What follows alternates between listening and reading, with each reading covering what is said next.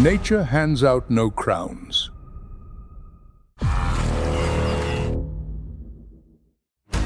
It makes only contests.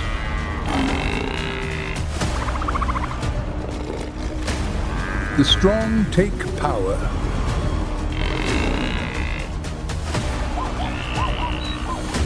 The weak pay in death.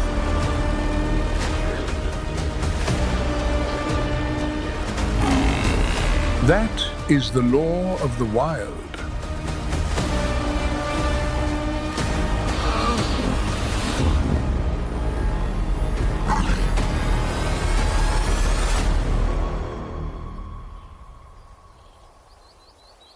Dawn over the Serengeti.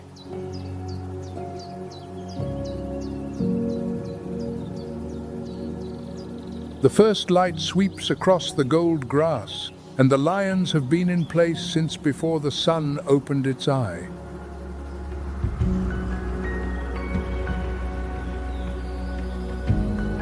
Sand-colored ghosts folded into faded grass, still as stones.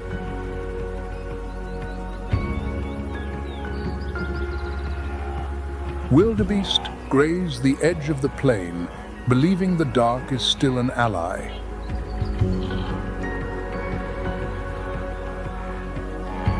Morning mist blurs the view, but death needs no eyes to find its way.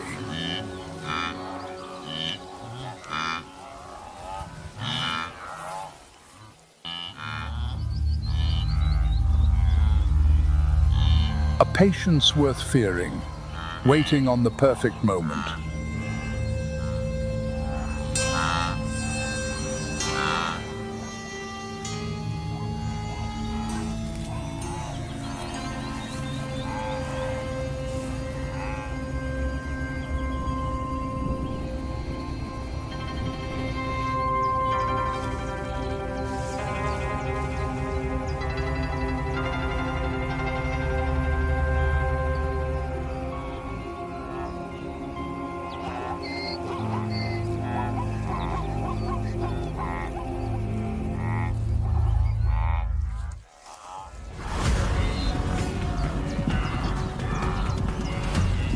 The lioness does not charge the middle of the herd. She takes the edge, where the weakest one shows itself. Stereoscopic eyes sweep the herd, reading distance, speed, and panic.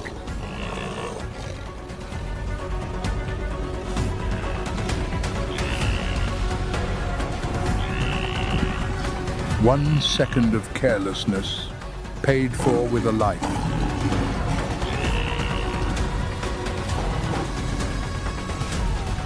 Muscle detonates, a blur of pale light tearing through the mist.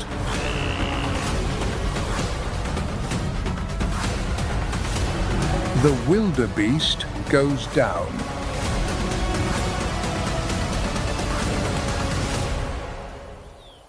No scream, only the choked sound of a life going out.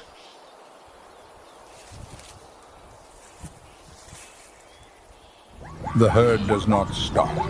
To stand still is to invite death.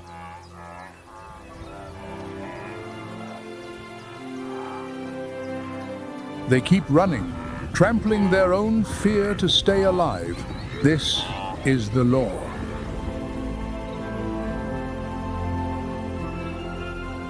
Not a law of cruelty, a law of precision.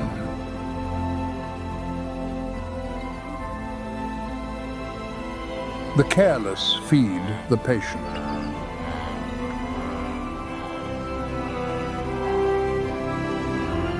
And the beauty of nature is that it takes no side between them.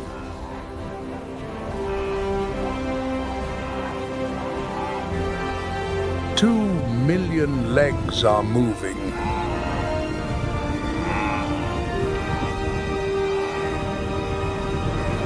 A chorus of hooves on hard ground.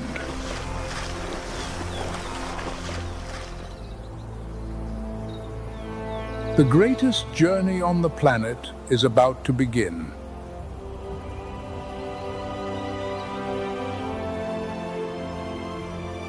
Setting out from the cradle of life toward a horizon without end.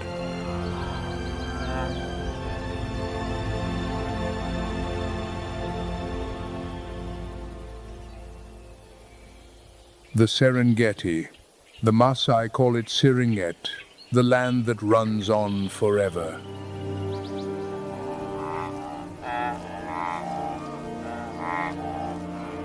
Yet forever does not mean peaceful.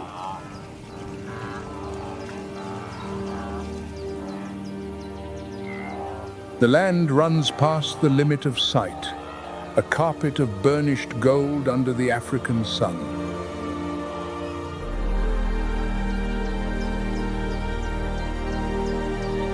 Monsoon winds cross the highlands, carrying moisture off the Indian Ocean.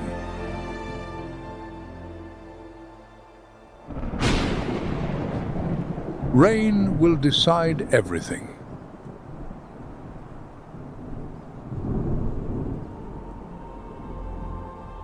Not lions, not crocodiles. Rain is the force that governs this migration.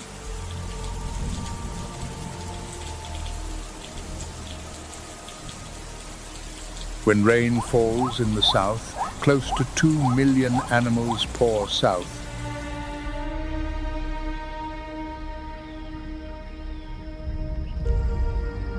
When the rain shifts north, they follow.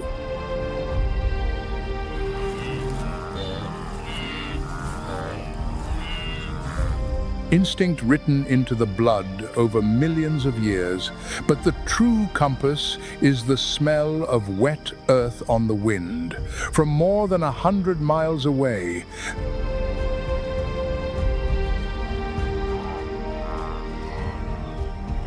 in the Great Migration, armies of wildebeest surge forward like breaking surf, joined by vast numbers of zebra and countless Thompson's gazelle, strung nose to tail until the grassland is full.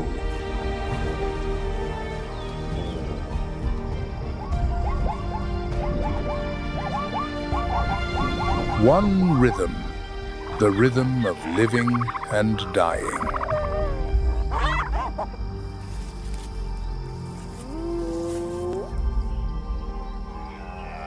The column can stretch 25 miles, a river of life running across the plain.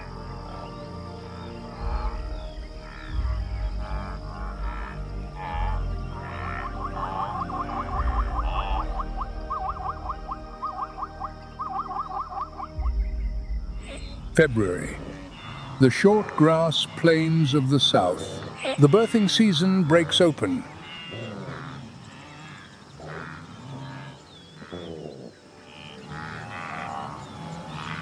8,000 calves a day for 3 weeks.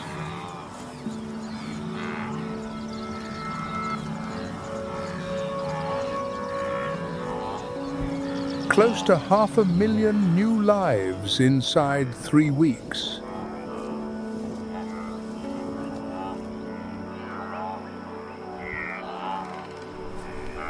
The ground fills with the calling of hundreds of thousands of mothers.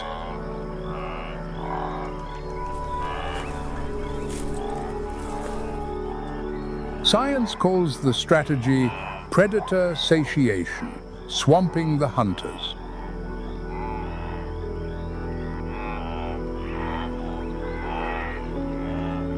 A cold, hard piece of biological arithmetic.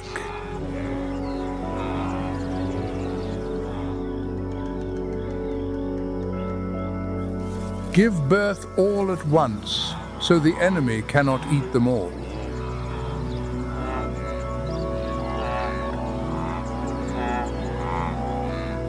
The absolute synchrony of the birthing overwhelms every predator on the plain.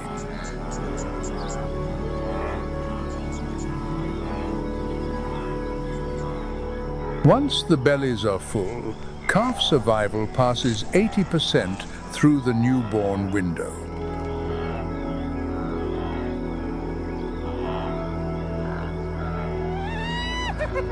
The savanna, though, is no paradise.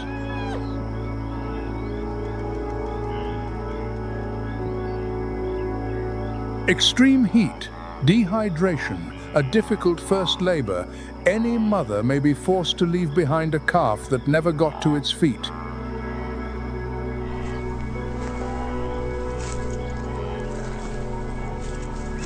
A thin cry going unanswered across dry grass. Out on the short grass plains of the south, a calf is born. 15 pounds, legs too long for the body, eyes not yet used to light. It has 15 minutes to stand, to take its first milk, and to memorize its mother's scent among hundreds of thousands of identical bodies. She licks the wet coat dry, erasing the smell of birth, the smell every hunter is already following. Hind legs first, forelegs braced, swaying, falling, standing again.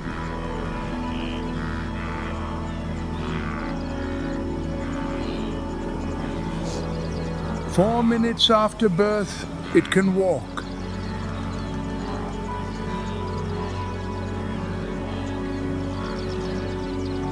Faster than any other large mammal on the planet.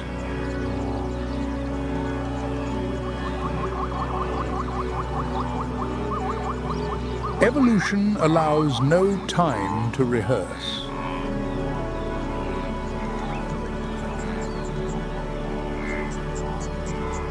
Yet not every calf gets up in time.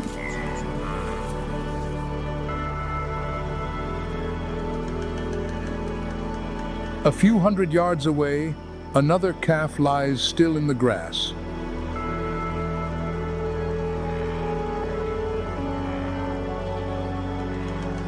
Not for want of a mother's love, but because biology forces the herd onward.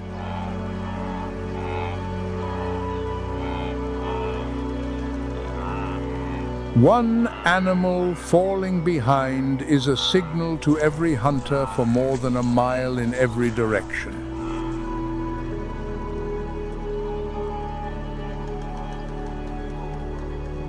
Wide eyes follow the shapes as they fade away.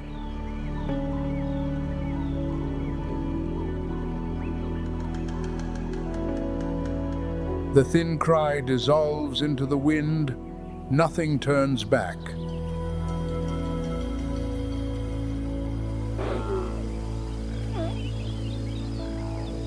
That is not cruelty, that is arithmetic.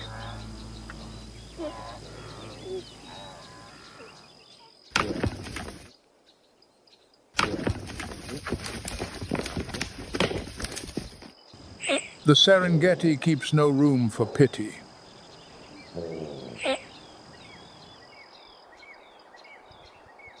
And wherever there are hundreds of thousands of newborns,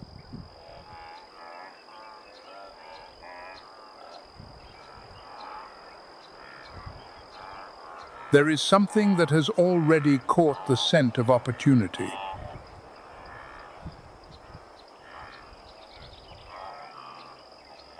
The sun climbs, another army appears, the hunters of the daylight.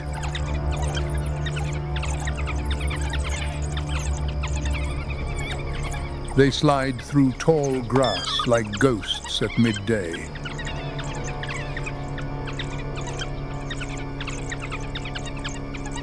African wild dogs,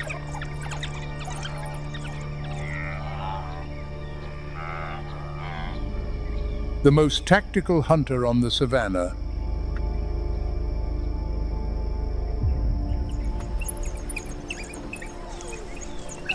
research from the Royal Veterinary College in London shows they blend long pursuit with bursts of 35 to 45 miles an hour.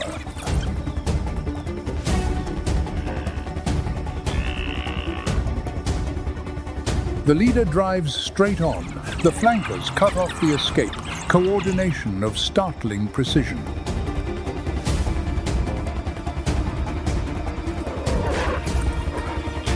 An invisible ring closing on a panicking target.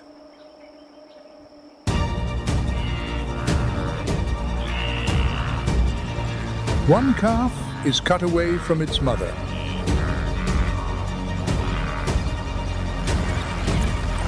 "15 seconds, and it is finished."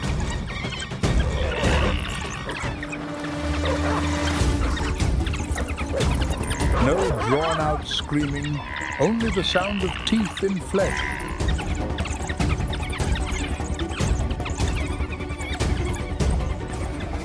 Wild dogs share evenly across the pack, including those who stayed at the den with the pups.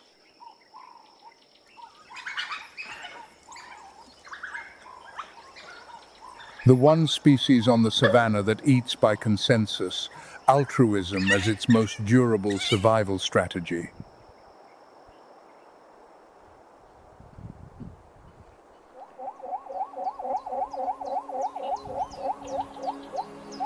Somewhere in the column, a zebra mare goes into labor.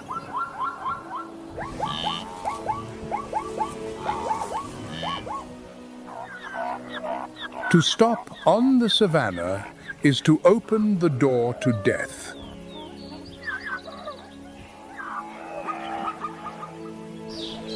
Biological rhythm, though, waits for nobody.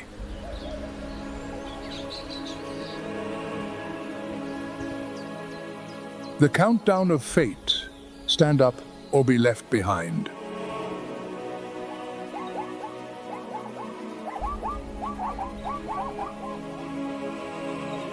Evolution grants nothing extra to indulge any living thing.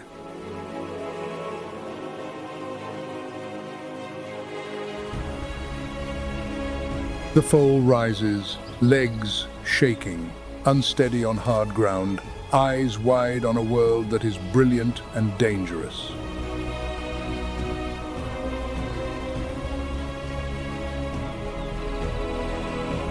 The marathon begins with the first breath.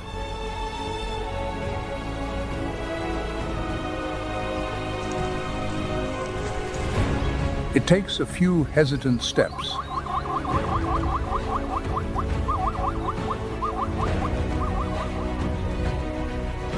Wind moves over the wet coat.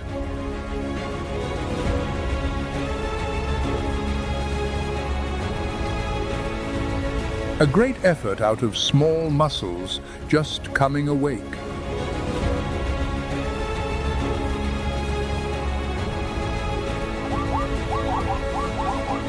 A solid fence of black and white stripes, watchful eyes sweeping the yellow grass.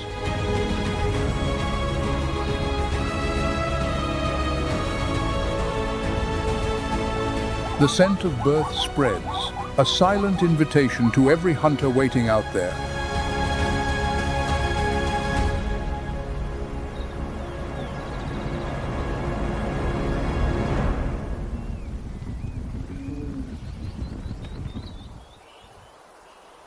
The Mara River, the border between existing and being erased.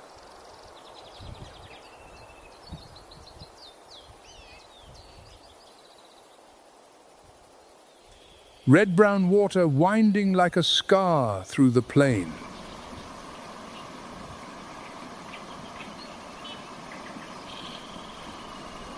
Silt-heavy current turning under the bank.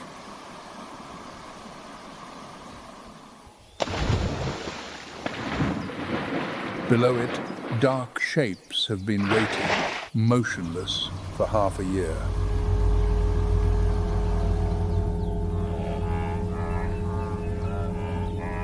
They look like dead logs that have taken on the breath of death.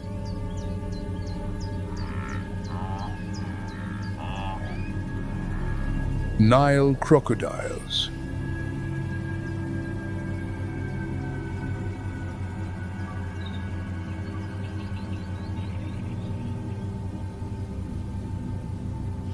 "70 million years of evolution, carried out of the Cretaceous, witness to the end of the dinosaurs, with no need to change the blueprint.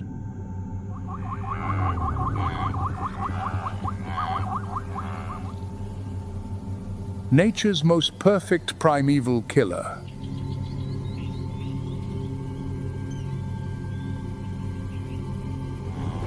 Tens of thousands press in from behind.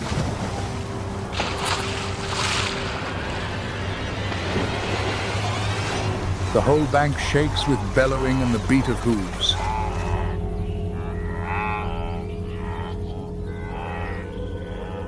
Thousands of dark bodies pour down like a falling waterfall.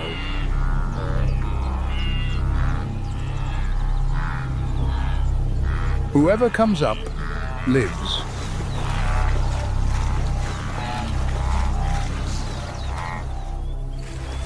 Whoever goes under is gone for good beneath the muddy water.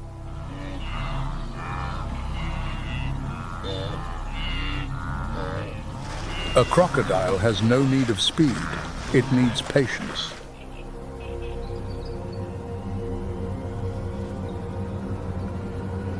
The cold arithmetic of a reptile waiting for prey to deliver itself.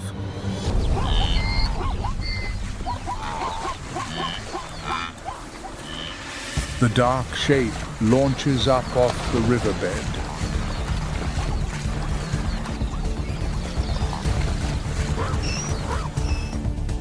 The jaws close. 5,000 pounds of force, some 2.5 tons of pressure.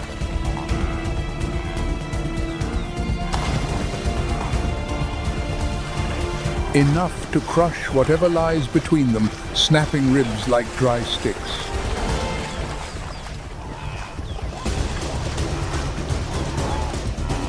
The victim thrashes.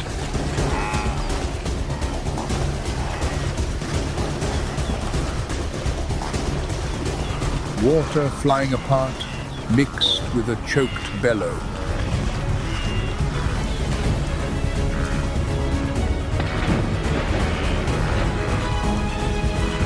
The death roll drags the prey down into endless dark.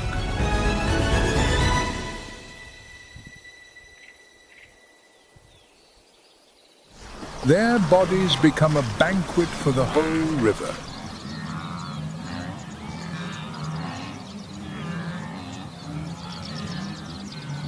But every animal must cross this river twice, once going, once returning. No exceptions.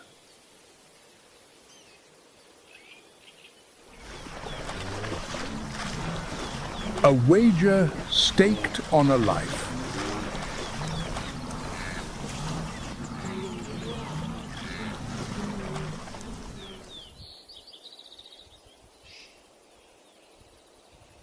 Away from that river, the journey carries north, where the grasslands open onto an entirely different survival equation.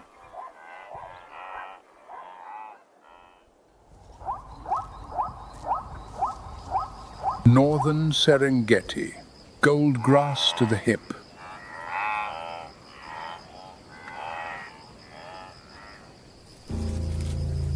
A slim shape, moving low, slow, all but invisible. Spotted fur dissolving into the color of dry grass.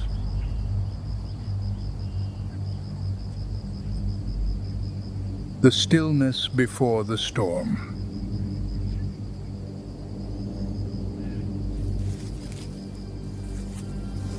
The cheetah, the most perfect speed machine evolution has ever produced.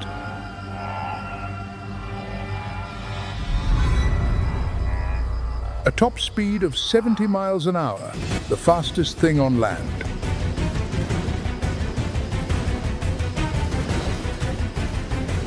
A masterpiece of aerodynamics built out of bone and muscle. Bones as light as the frame of a fighter aircraft. Lungs taking up nearly the whole chest cavity.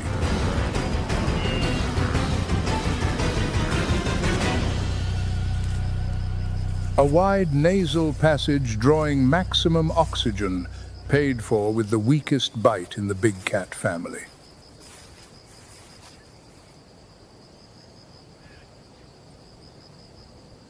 A bold trade by nature, strength given away in exchange for pure acceleration.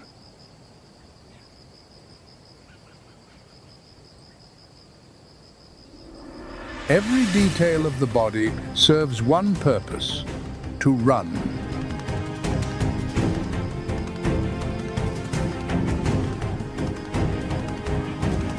From a standstill to 45 miles an hour in about 2 seconds, 4 times the acceleration of Usain Bolt.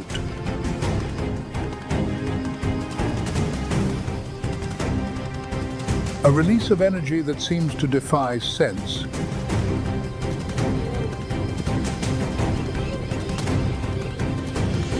The spine bows and snaps straight, a stride of 25 feet. The backbone, a living spring, storing and returning elastic energy.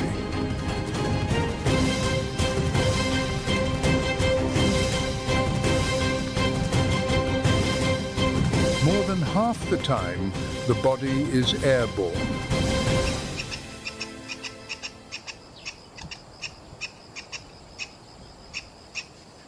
"7 pounds of meat a day, the minimum fuel for this machine."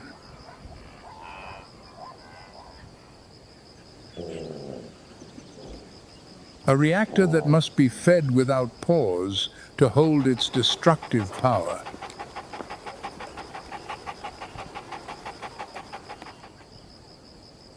Two black lines run from the eyes down to the muzzle, and many scientists believe they cut glare when hunting under the sun.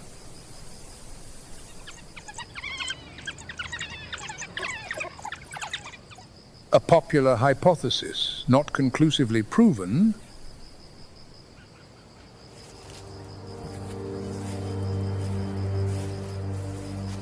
Those black tears, though, make for a sad, cold kind of beauty.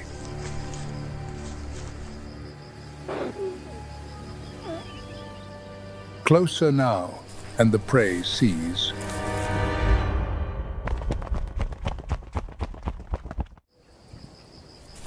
A Thompson's gazelle turns, and the chase begins.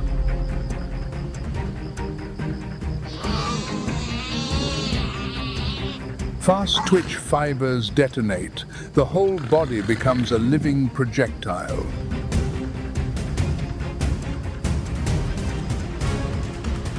Down.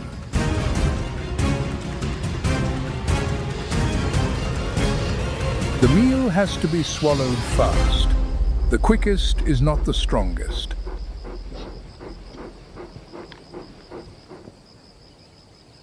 Lions, hyenas, even vultures are ready to take away what speed has earned.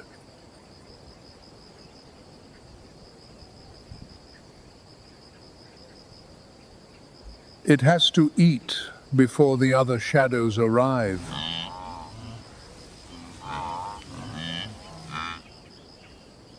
The speed machine is really a machine of maneuver.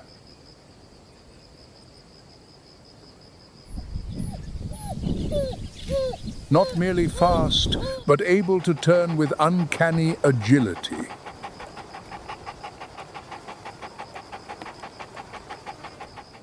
Speed is only one equation, the most dazzling one, but not the only one.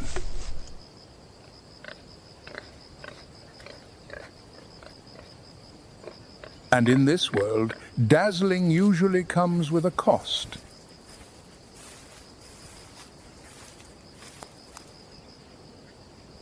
The highest speed carries the highest risk.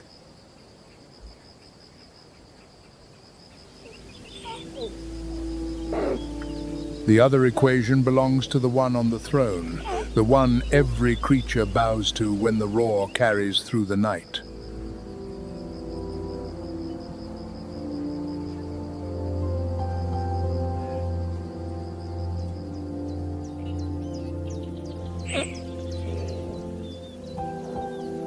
Speed writes the most brilliant chapter, But on the savannah, the law is not written by the fastest. It is written by the one that silences everything when it speaks. The lion, not the fastest, not the largest, but the only one in the big cat family to build an organized society.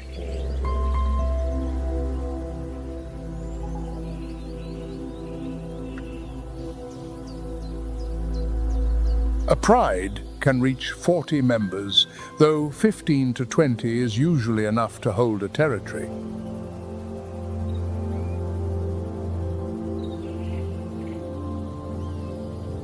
A clan bound by blood and by shared survival.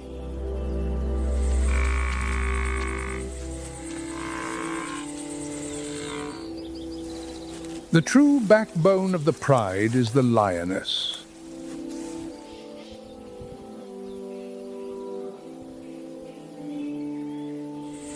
Silent hunters carrying the work of feeding everyone.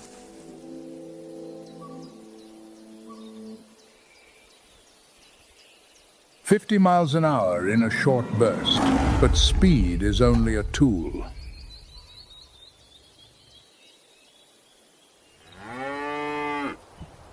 The real weapon is coordination, calculation, position, timing.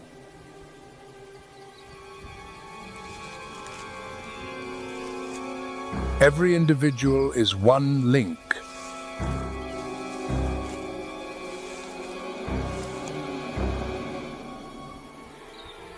Silence is the only language they need.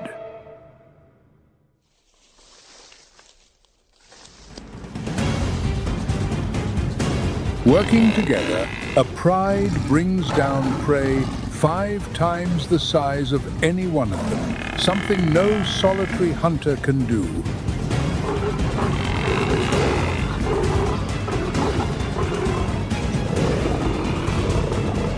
A buffalo close to a ton must yield to a methodical encirclement.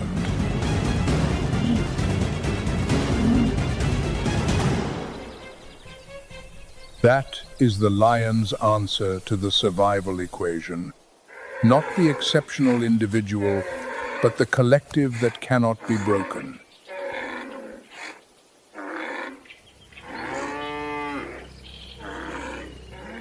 But every system has a fracture point.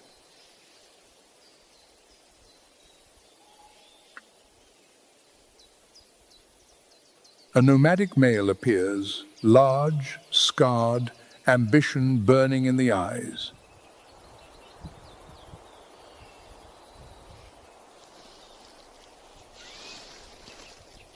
The most savage conflict on the savannah is not between lion and prey, it is between lion and lion.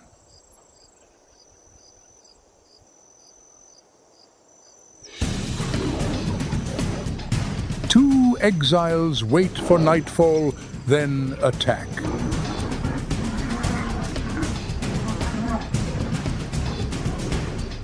The old male falls.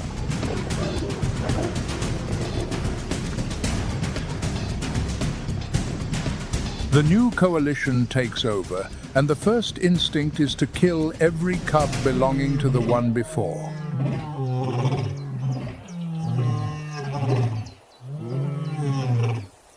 The lionesses lose their young, but will come back into season within weeks.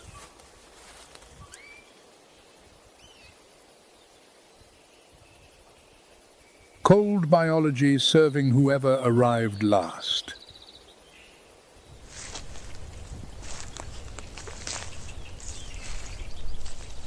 At Savuti, in Botswana, extreme drought pushed a lion coalition to attack even young elephants, rare but recorded.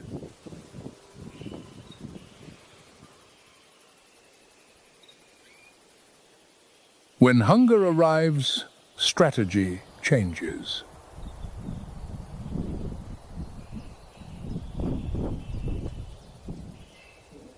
The roar carries 5 miles through the dark.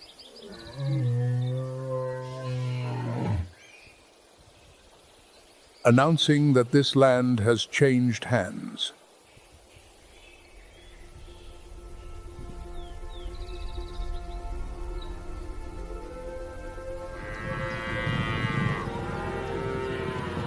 Absolute power carries a savage instinct, ruling without leaving a single rival standing.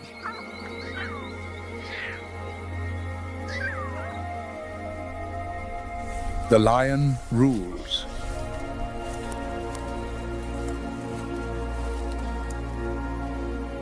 But this land teaches a lesson no monarch wants to hear.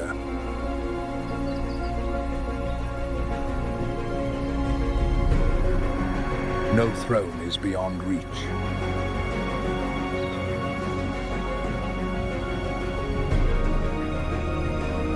The condemned still hold one right, the right to fight back.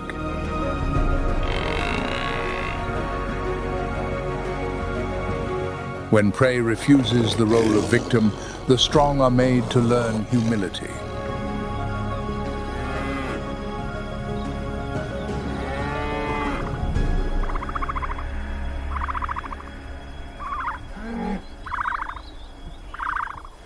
The ostrich, 9 feet tall, not 10.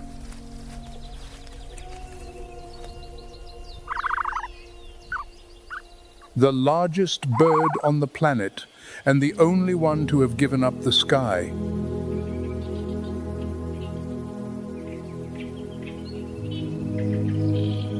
A strange bargain with nature, traded for a different kind of superpower.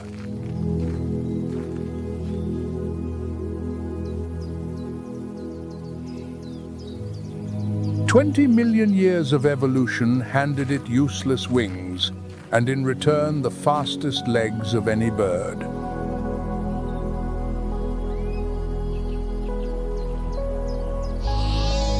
The wings now only hold balance and drive off flies.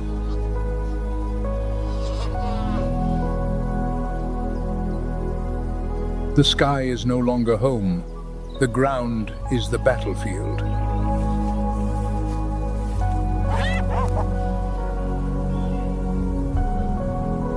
Eyes larger than the brain, 2 inches across, 2 ounces each, while the brain weighs barely 1.5 ounces.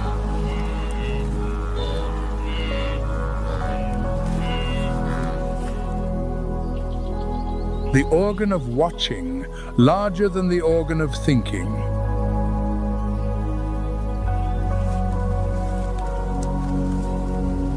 A design optimized for one thing: vigilance.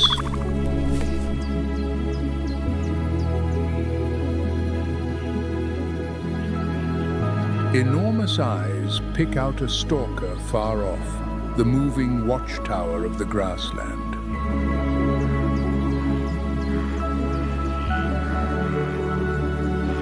A neck like a periscope, sweeping the horizon without pause.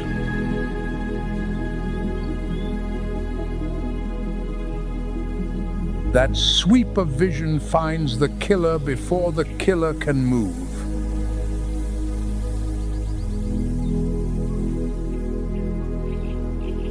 Two toes, unique among 10,000 species of bird, a minimal design for pure speed.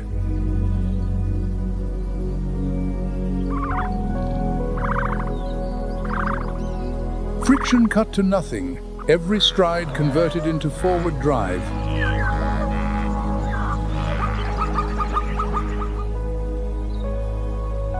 "45 miles an hour, a number often inflated to 55.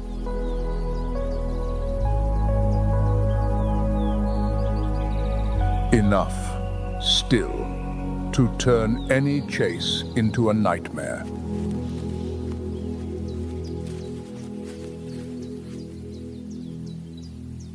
The speed holds steady, mile after mile, without fading.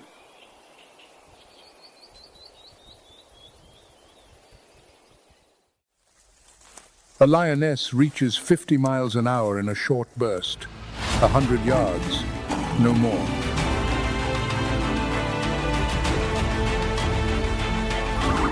Then the wind goes out of her.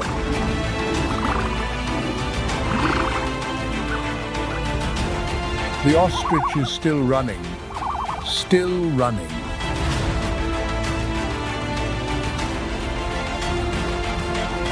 A machine that does not learn to tire, leaving its enemy gasping behind it.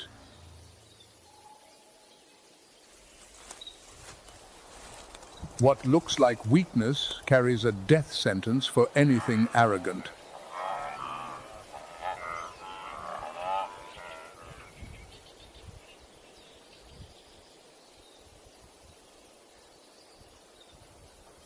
Africa has no cliffs of salvation the way Europe does.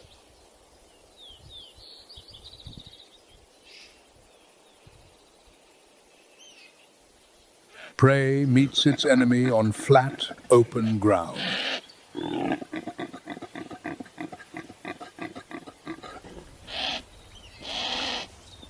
Nowhere to hide, only open space and the brutality of a race run for a life.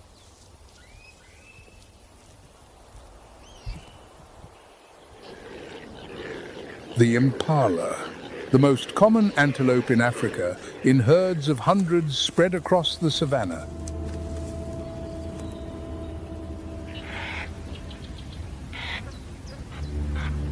"45 to 50 miles an hour, not 58.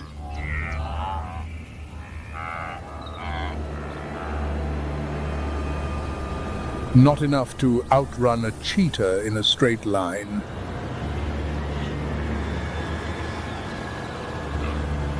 A race run straight only delivers a certain death.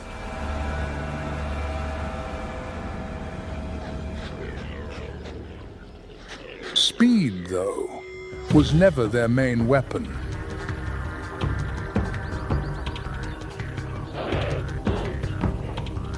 "10 feet into the air, 30 feet forward, an irregular trajectory that makes every hunter guess wrong."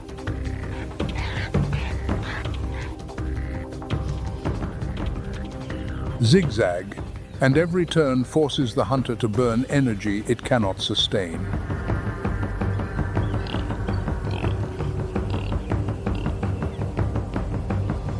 Vision covering close to 360 degrees, catching the threat from any direction before the chase can even start.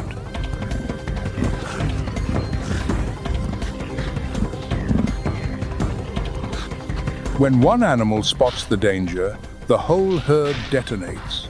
Dozens of shapes leaping in every direction, forcing the hunter to pick one target out of chaos.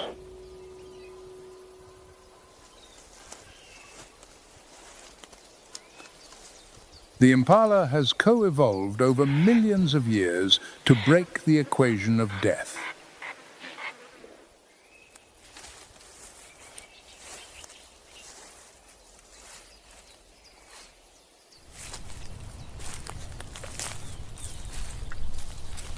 And the cheetah, the fastest speed machine on land, carries its own fatal limit.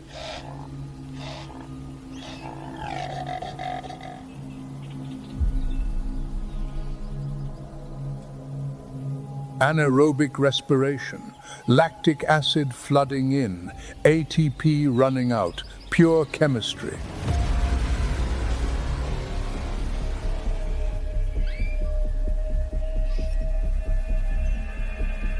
The muscles go on strike. The lungs burn for oxygen.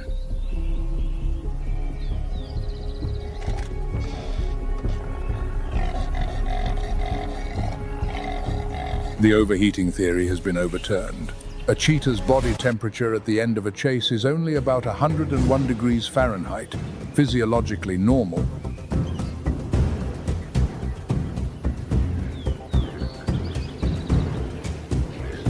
What really stops the speed machine is not heat, it is the lack of oxygen.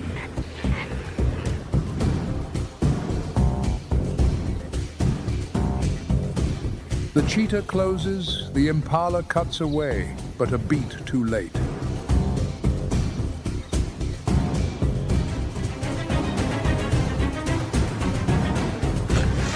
Claws lock on, and the prey goes down in the dust.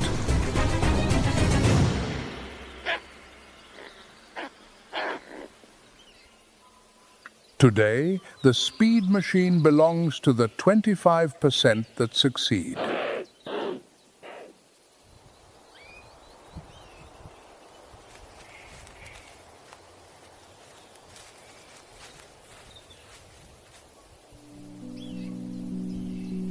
No fast legs, no evasive turn. The survivor finds protection inside the earth.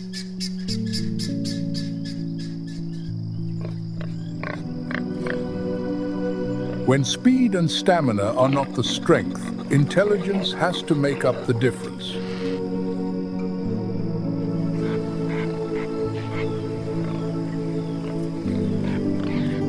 The warthog.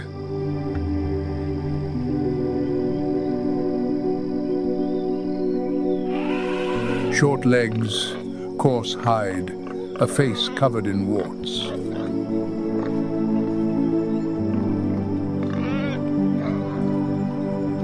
Nothing suggesting a warrior, but holding a strategist's intelligence.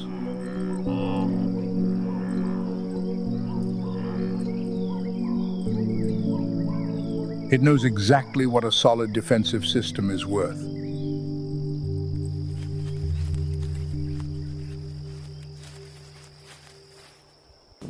A pride of lions, with a success rate near 25%, closes in from 100 to 150 feet.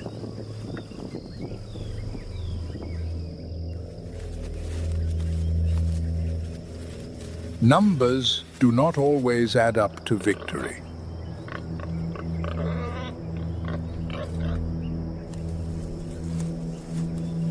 Collective strength and regular acquaintance with failure.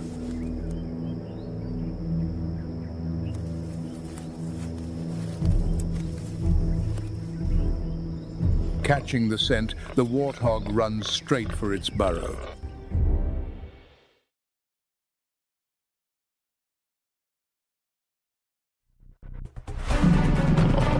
In backwards, rump first, head facing out.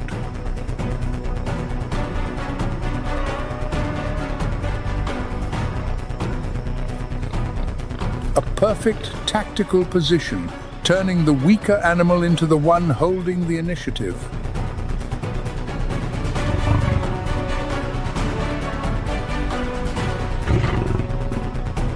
The pride is completely locked out.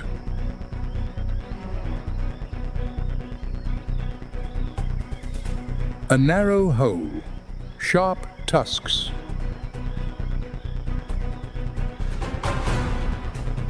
Claws and teeth cannot reach a target sheltered behind a wall of earth.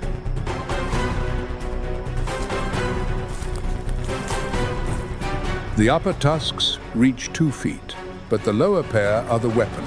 Short, sharp, honed continuously by friction against the upper ones.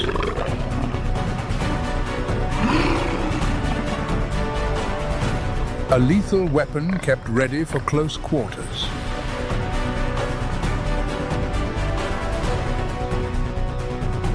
Any lion that puts its muzzle into that hole pays in its own blood.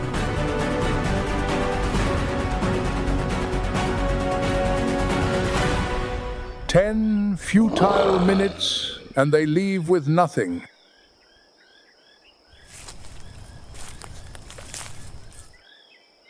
The warthog is not the only one turning terrain into strength, and that contrast leads on to another creature.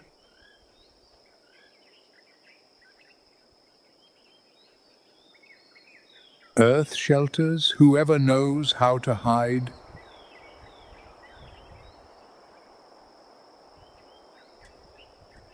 A river, though, offers no hiding place, only crossing or dying.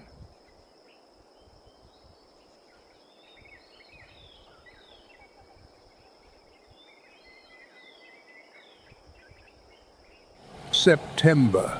The migration reverses. Close to 2 million animals turn back south.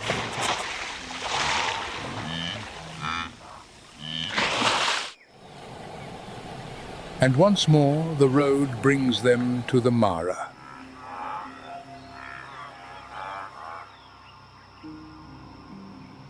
The second crossing of the year.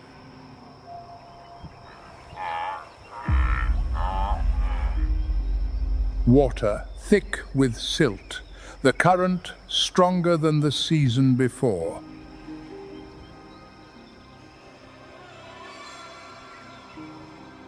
Under the surface, Nile crocodiles lie motionless for hours, only the eyes above the water, waiting.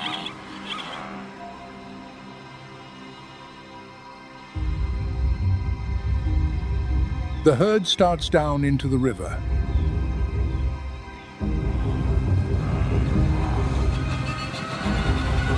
Thousands will not reach the far bank, drowned, trampled, or pulled under by crocodile jaws.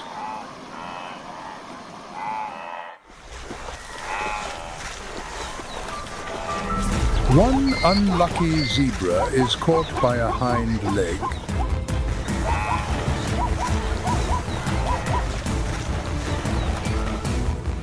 It kicks free.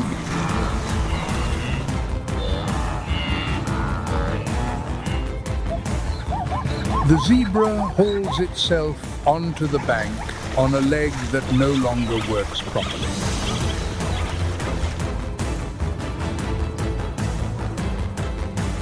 This is not the exception.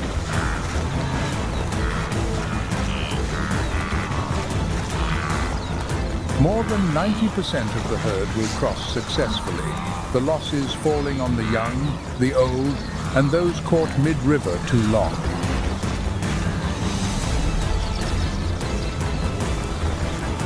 The Mara is not a death sentence, it is an examination, and most of the herd passes.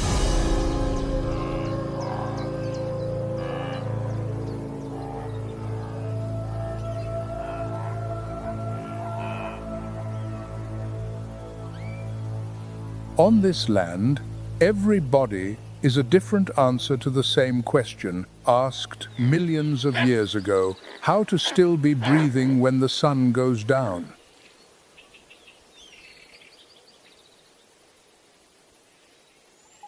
Some answer with speed, and pay for it in fragility every time the chase ends.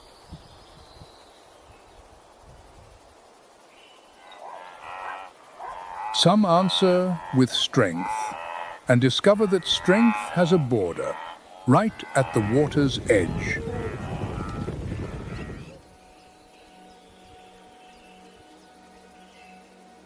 Some answer by giving up what the whole lineage once possessed, in exchange for something nobody expected to become a weapon.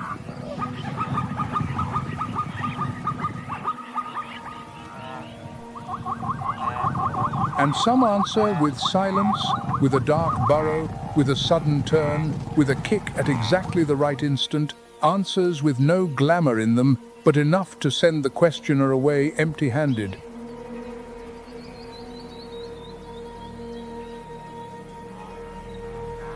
No answer is absolutely right, and none is entirely wrong.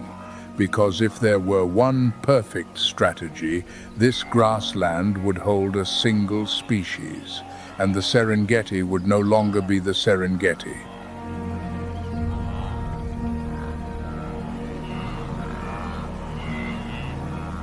Whatever falls on the plain does not lie there long. Within hours, the flesh and bone become nutrients, soaking into the soil, and the soil feeds the grass roots, waiting on the rains.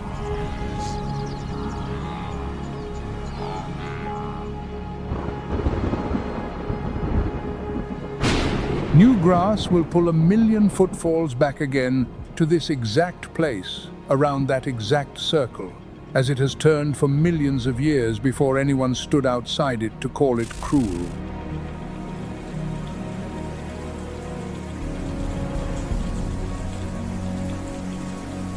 The migration goes on, close to 2 million animals pouring south along the same roads their ancestors walked, across the same rivers, past the same escarpments.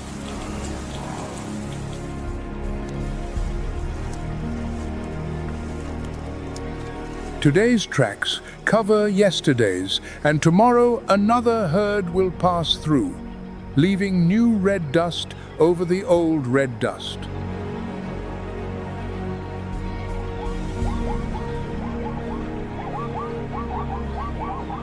The sun is dropping low, stretching the shadows of the herd across the gold grass until shadow and animal become one thing.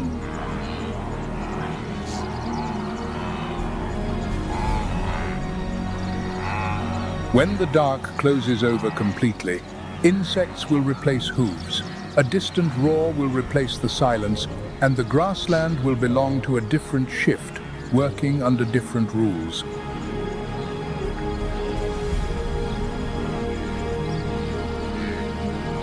The Maasai call this land Siringet, where the grass opens out with no stopping point.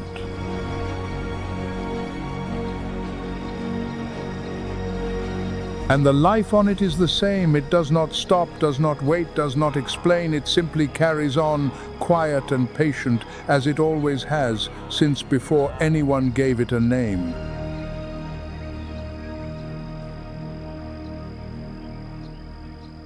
Tomorrow's dawn will come, and when it does, everything begins again.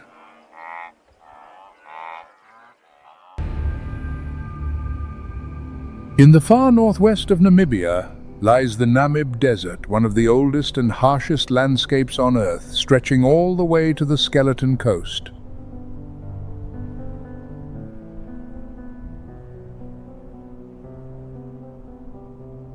Endless red dunes roll toward the horizon, meeting the cold fog that rolls in from the Atlantic every dawn.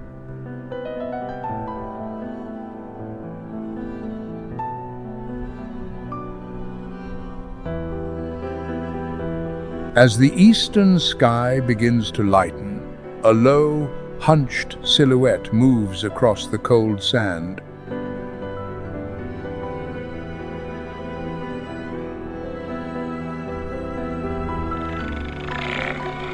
The brown hyena has covered nearly 15 miles since sunset, its long black snout sweeping the ground for any trace of life.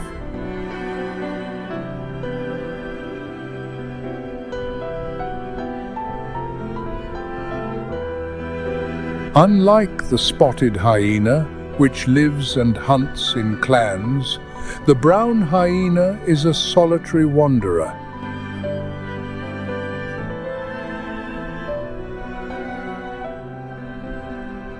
Its nightly trek can stretch the length of a marathon, all for the chance of an uncertain meal.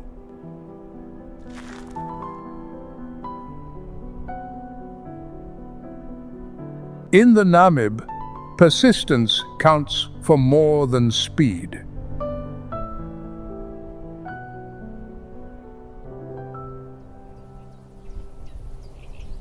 At first light, a strange scent drifts on the wind damp, utterly unlike the cracked, dry sand all around.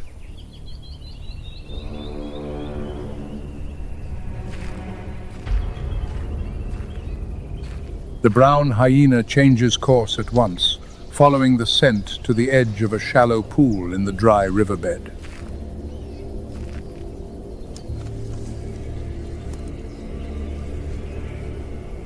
But it isn't alone there.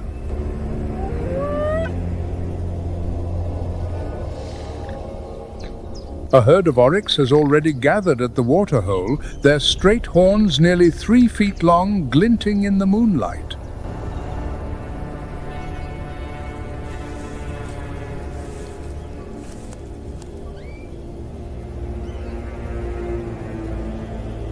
Oryx are among the few antelope that can survive for weeks without drinking, thanks to their ability to let their body temperature climb far higher than most mammals could tolerate, cutting the need to sweat.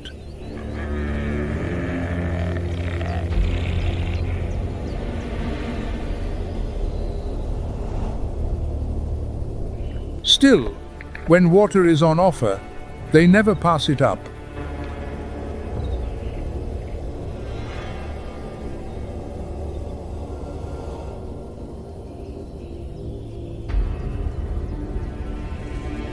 The brown hyena weighs its odds.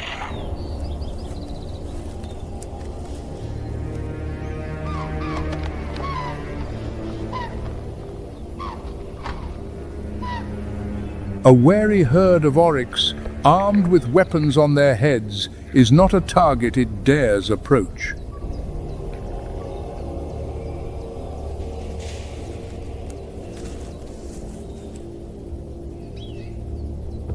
It retreats to a withered bush, settles low, and waits.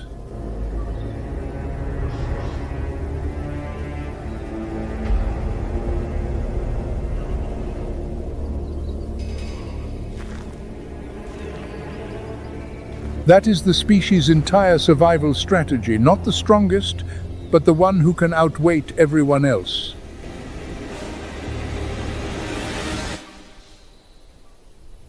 Less than half a mile from the waterhole, a pride of lions has lain hidden since before sunset.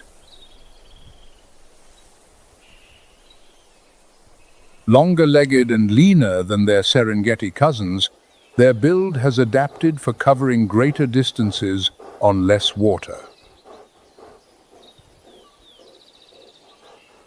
Researcher Flipstander, who has tracked the Namibe's desert lions for 2 decades, has documented something unusual.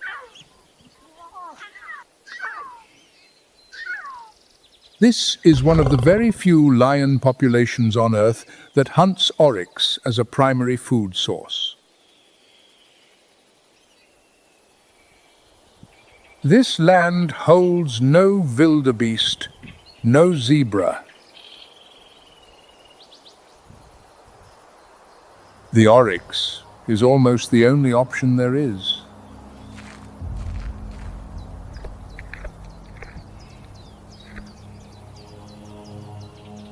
An oryx's sword-length horns can bring down a full-grown lion if it turns to face its attacker with a cool head.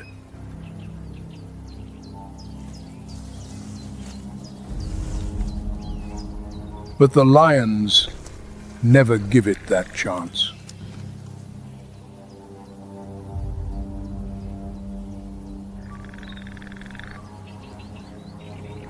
They stay hidden behind sparse thickets, moving low and slow, leaving no trace on the sand.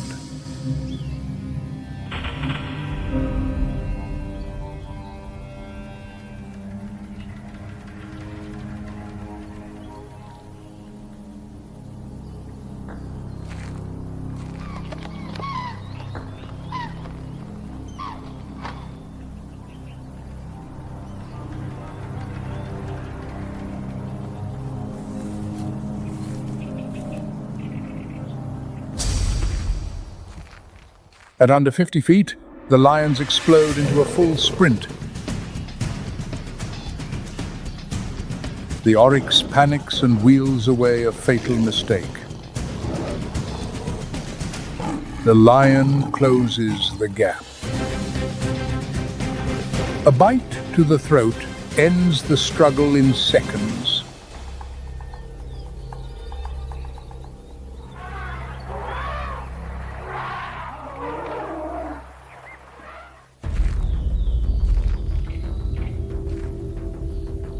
From its bush, the brown hyena watches the entire hunt without moving a muscle.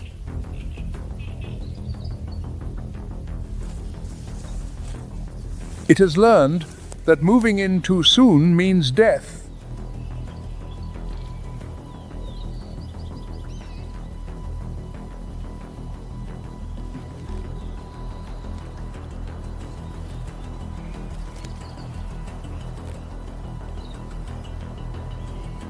Less than an hour later, the pride leaves the oryx carcass, bellies full.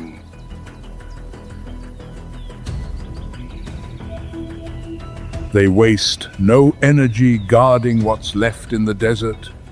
The calories spent defending a kill can cost more than the kill is worth. This is the moment the brown hyena has waited for since midnight. It moves in and strips nearly everything that remains within minutes.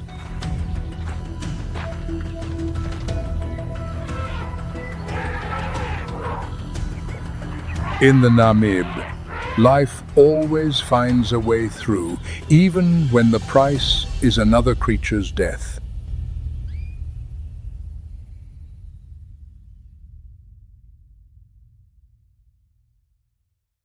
Thousands of miles west of Africa, across the Atlantic, lies a forest most people have never heard of.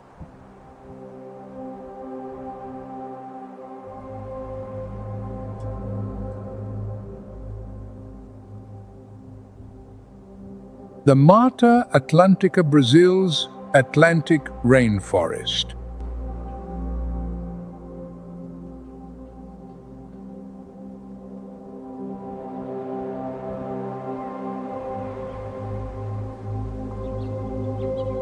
Not as famous as the Amazon, not as vast as the Congo, but the density of life packed into every hectare here ranks among the highest on the planet.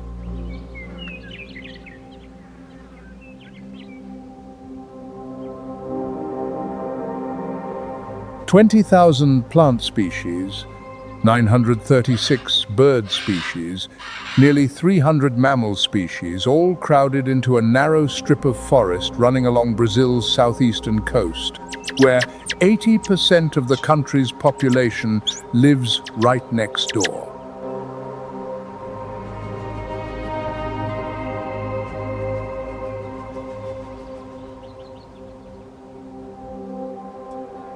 Today, only 7 to 8% of the original forest remains.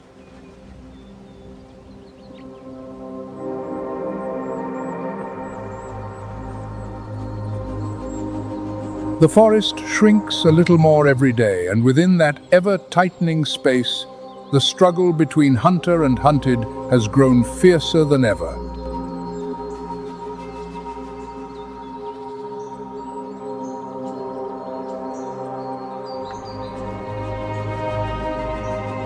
Only 2% of sunlight filters through the canopy, falling to the forest floor as streaks of golden dust within a darkness that seems eternal.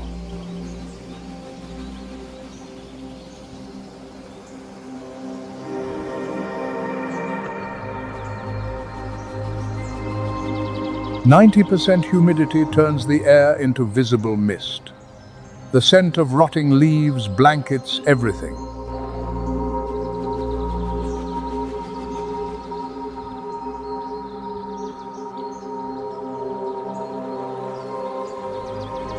But the Atlantic forest is unlike any other forest on Earth. It doesn't just spread wide, it climbs high.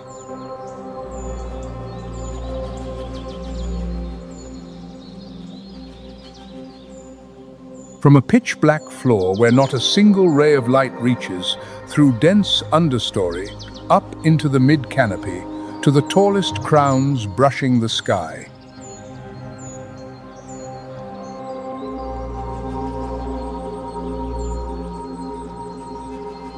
Each layer is its own world, and every world has its own killer.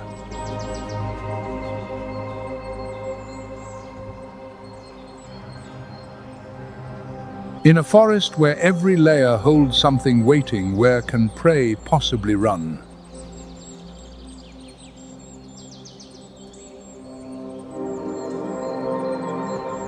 The story begins at the darkest place of all the forest floor.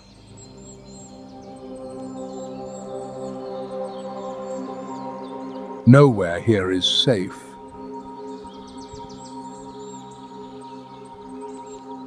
It starts where the shadows run deepest.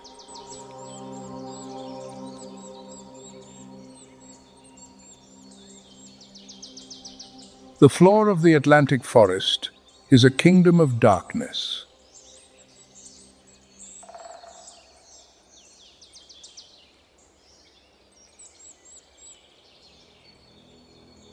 Centuries of decaying leaves have built up into a soft, spongy carpet that swallows every footstep.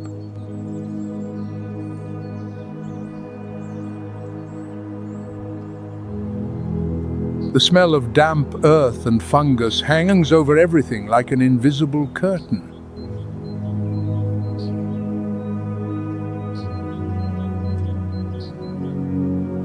This is jaguar territory, the only big cat native to the Americas, and the most solitary, most patient hunter living in the dark.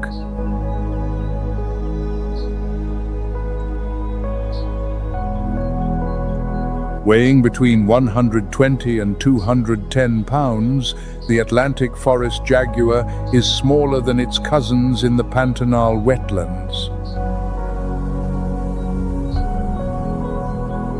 But that compact build is an advantage, perfectly suited to the tight spaces between close-packed trunks, where agility decides everything.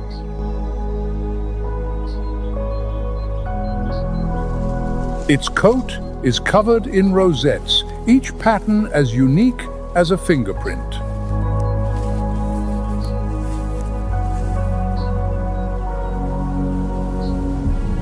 In the rare patches of dappled light that break through the canopy, those markings turn the jaguar into a ghost, dissolving completely into the forest floor.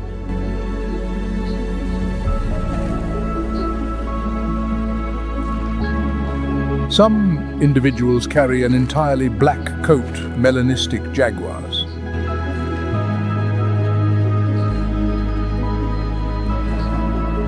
Even on that dark background, catch the light at the right angle, and the rosettes still surface, faint as a hidden tattoo.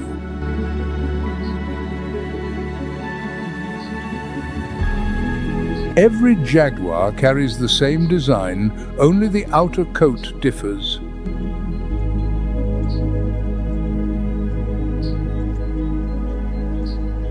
Yet raw power isn't the jaguar's most fearsome weapon. Patience is. A jaguar doesn't give chase. It lies motionless in the dark for hours on end.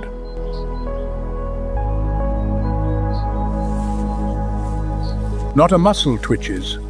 Its breathing slows until it seems to stop altogether.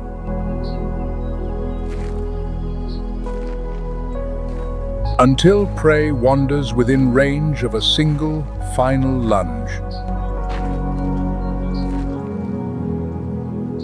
And this is the only big cat on Earth that regularly hunts crocodilians.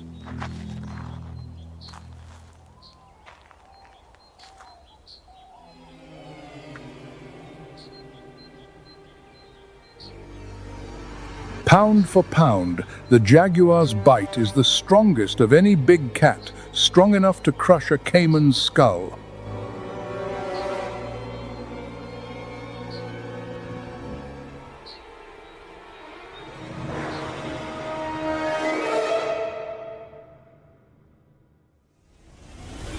A single bite.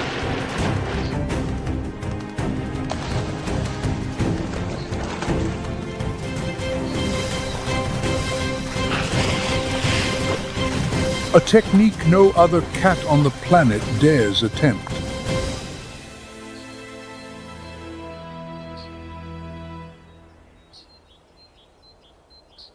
In almost any other forest across the Americas, a jaguar might share its range with thousands of others.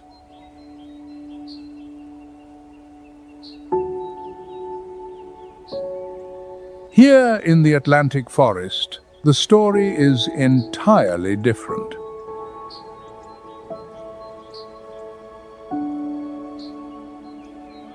Only 250 to 300 individuals remain.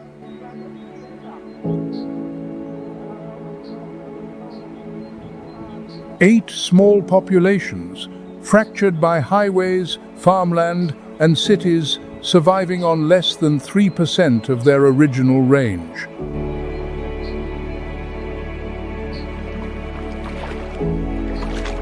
Every jaguar here is a ghost, not only for how well it hides, but because the species itself is slowly disappearing.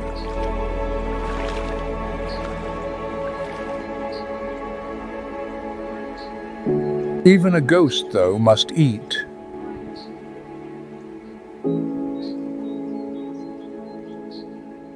And somewhere in the tangled forest is prey large enough to awaken a predator's oldest instincts, the largest prey the forest has to offer.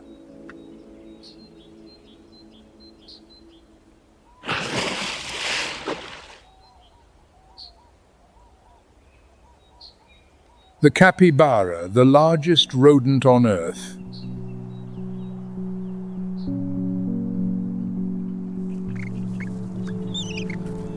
Weighing up to 143 pounds, they live in groups along rivers and streams.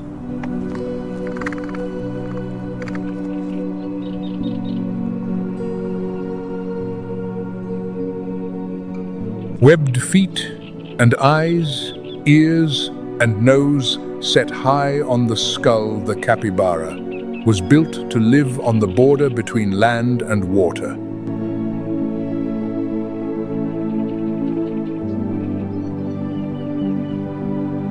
And water is its escape route whenever danger appears.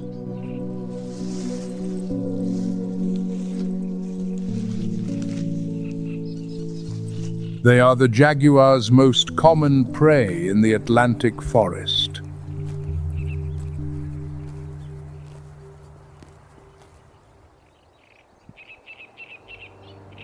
An adult strays from the group.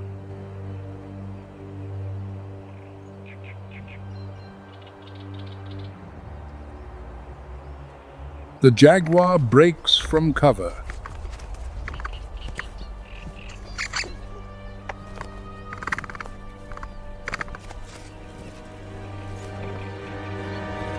The capybara never reaches the water.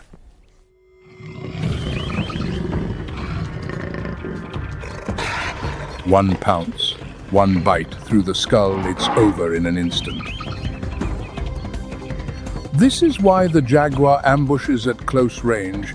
Instead of chasing, it needs only a single moment.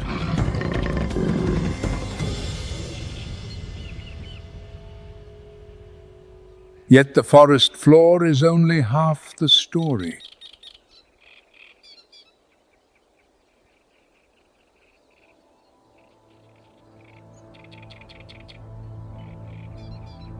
Above, where light begins to filter through gaps in the leaves, lies another layer, the understory.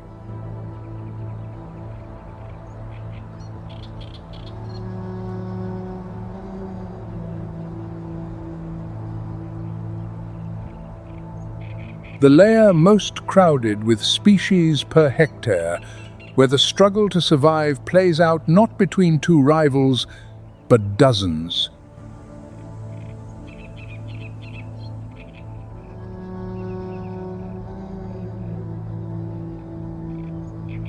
The understory.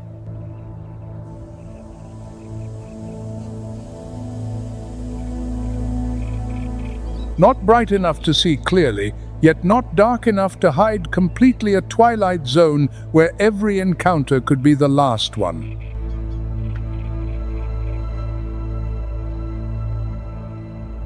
This is the most diverse layer in the entire Atlantic forest, the most species, the most interactions, and the most deaths.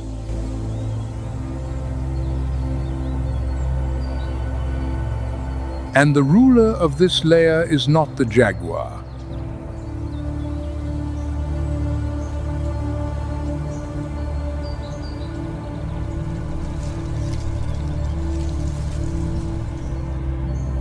The ocelot.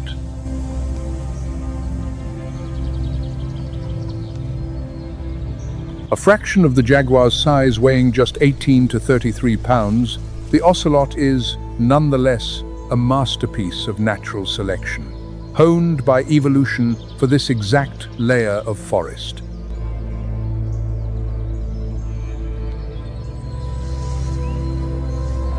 Its eyes see 6 times better in darkness than a human's.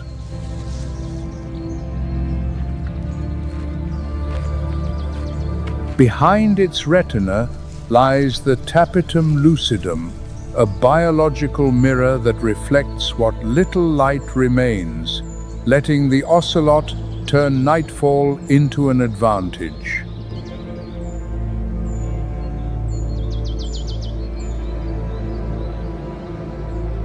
Fully retractable claws keep every step utterly silent on the branches.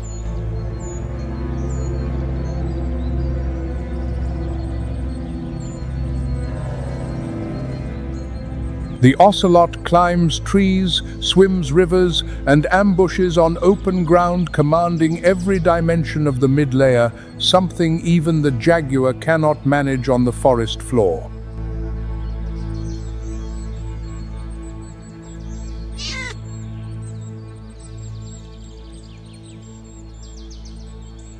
And its favorite prey in the Atlantic forest weighs barely more than a pound.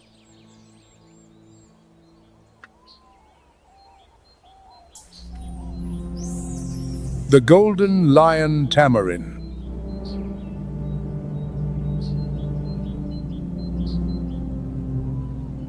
This tiny primate exists in exactly one place on Earth, the coastal lowlands of Rio de Janeiro state. Nowhere else.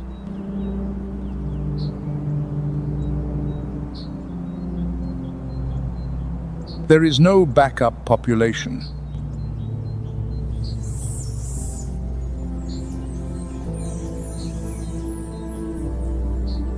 Lose this place, and the species is lost entirely.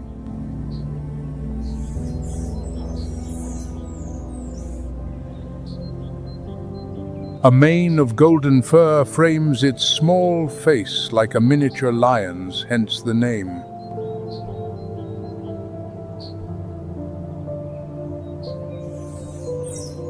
Yet nothing about this creature suggests strength.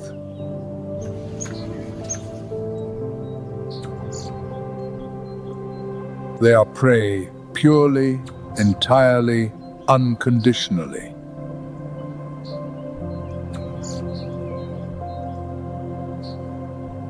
Living in small family groups, the whole troop helps raise the young.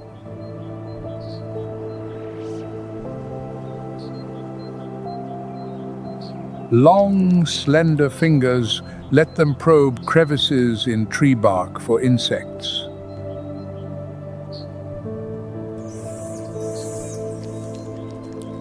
Still, foraging in the canopy means a constant watch for predators.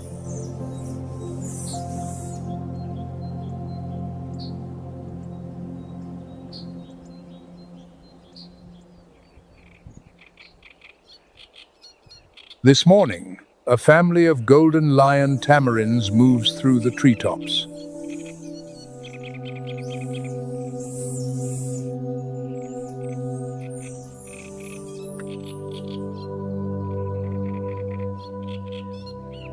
Twin infants, just 2 months old, take their first steps away from their parents' backs, learning to move by copying their older siblings.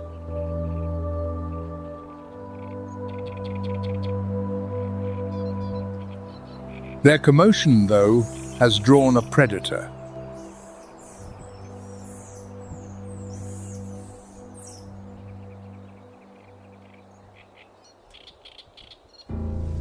The ocelot.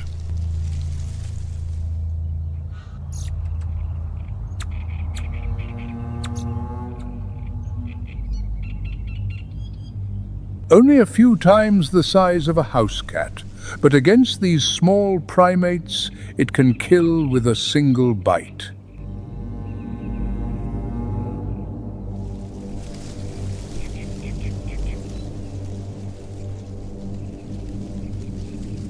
Its spotted coat lets the ocelot blend into the understory. Its broad paws let it move in near total silence, and it's agile enough to hunt right up in the branches.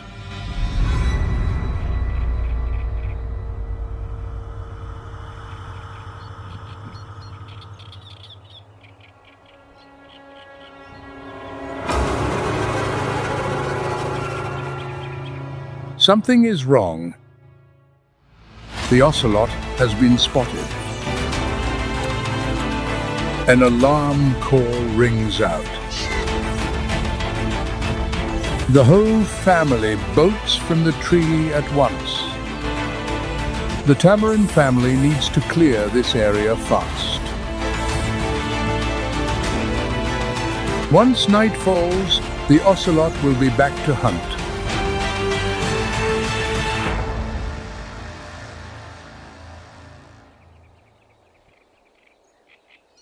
Even a hunter as perfectly built as the ocelot, though, isn't the only power in this layer.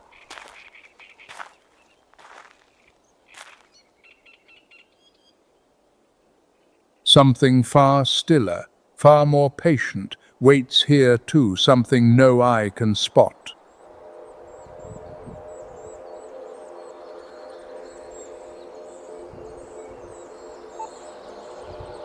Bothrop's jararaca, the pit viper that has come to symbolize the Atlantic forest, and the leading cause of snakebite across southeastern Brazil.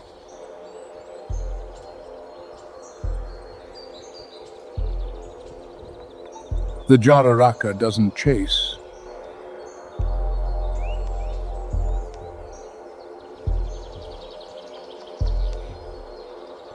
It lies motionless among dead leaves, or along a branch for days at a stretch, waiting for anything to wander into striking range.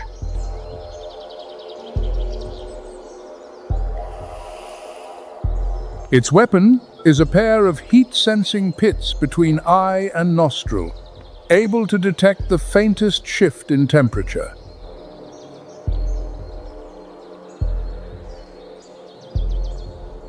In the dark, every warm-blooded creature glows like a beacon.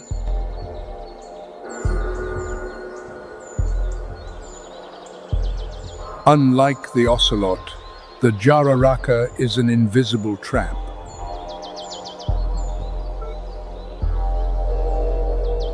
Nothing knows it's there until the fangs strike.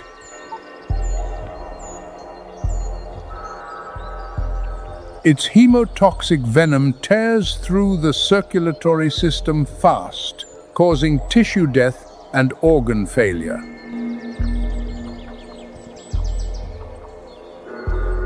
Yet that same venom would go on to spark one of medicine's great turning points.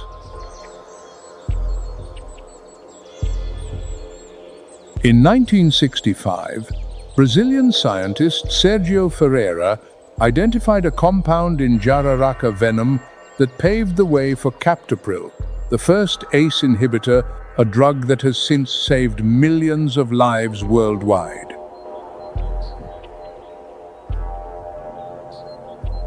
Still, that chapter belongs to human history.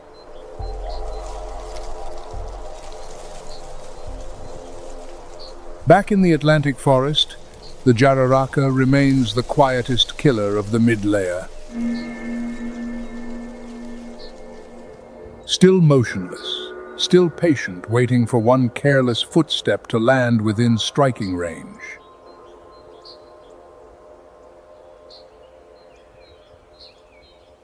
Amid a layer thick with fangs, claws, and venom, one species survives without relying on physical weapons at all.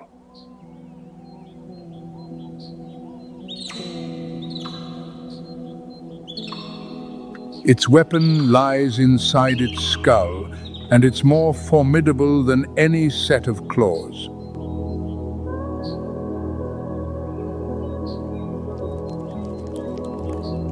The capuchin monkey.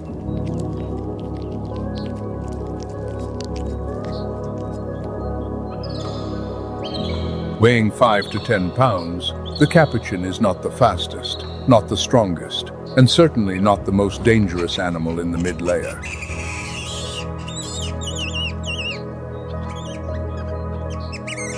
Its brain-to-body ratio, though, ranks among the highest of any primate on Earth.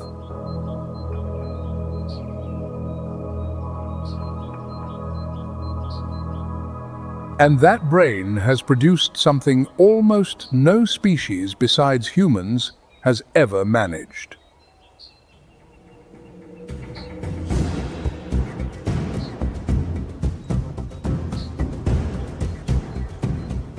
Tool use.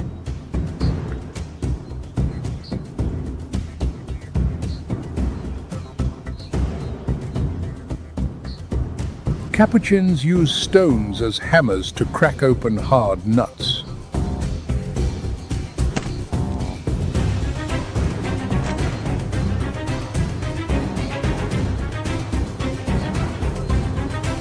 This isn't random behavior, it's a technique passed down across generations, the way a master craftsman trains an apprentice.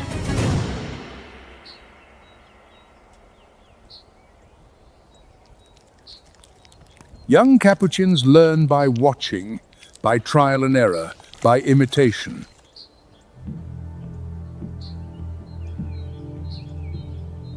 Miss once, miss twice, by the 10th try, the shell cracks.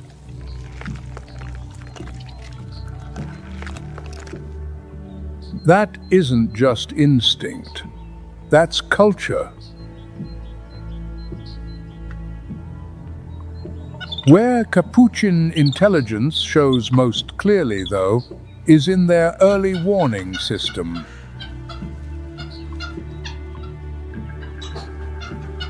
Capuchins produce distinct calls depending on where a threat appears.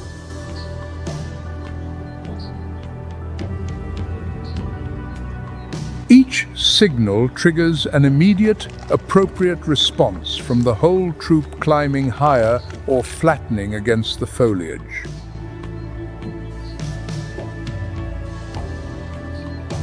It isn't just their own kind that listens. Many other forest species recognize and react to those warnings too.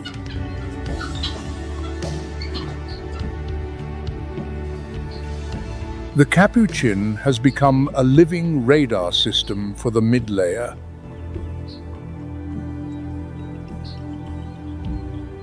Intelligence, however, has its dark side.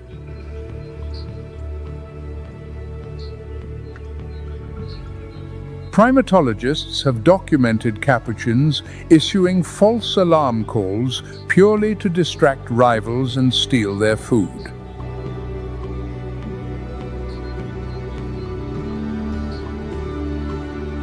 Intelligence enough to protect the whole troop, and enough to deceive it too.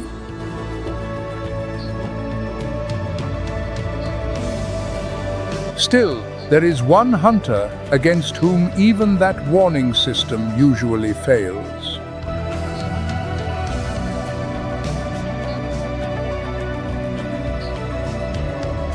Tell us in the comments below, between raw power, venom, and intelligence, which weapon do you think helps a creature survive longest in a forest where every layer kills?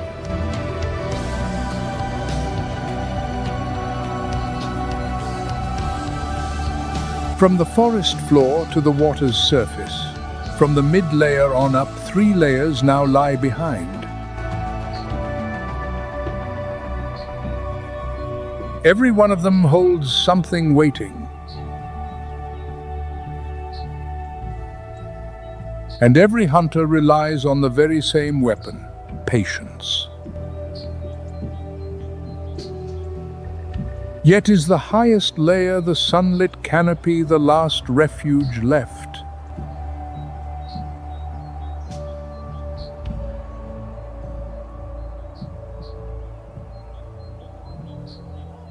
In the uppermost canopy of the Atlantic forest lives something against which even the most sophisticated warning system usually fails.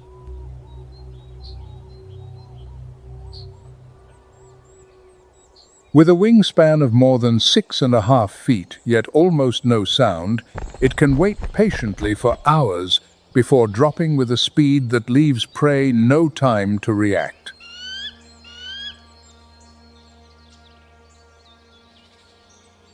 The harpy eagle.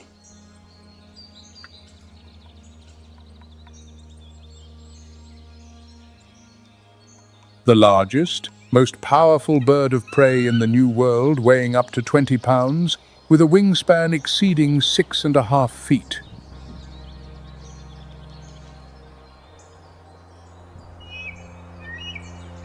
The most frightening number, though, isn't weight or wingspan.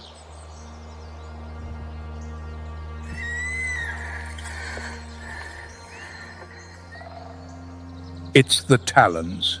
4 to 5 inches long, longer than a North American grizzly's claws, capable of piercing straight through a monkey's skull.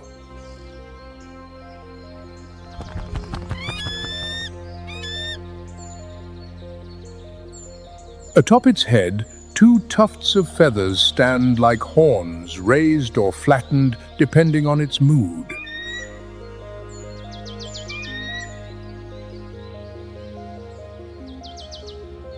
When those tufts rise, nothing in the canopy dares to move.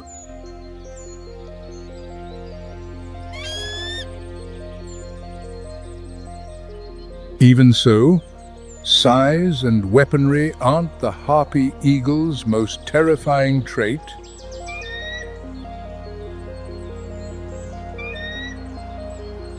Silence is. The harpy eagle doesn't circle high overhead like a plains eagle.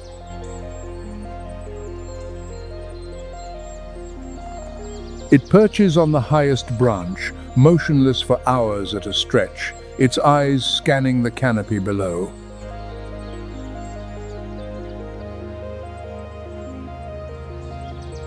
Patience, the same weapon the jaguar uses on the forest floor, the caiman uses in the water, the ocelot uses in the mid-layer.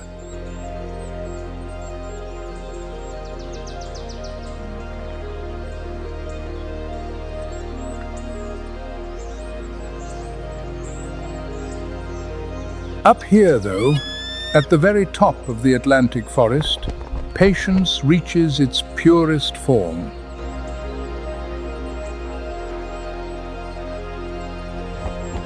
A harpy eagle can perch an entire day without striking once, because when it finally does, it almost never misses.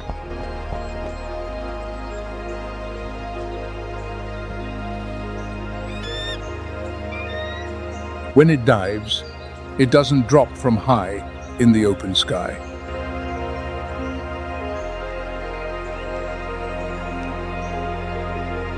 It flies straight through the canopy, threading between branches with a precision almost unimaginable for a bird with a wingspan over 6.5 feet.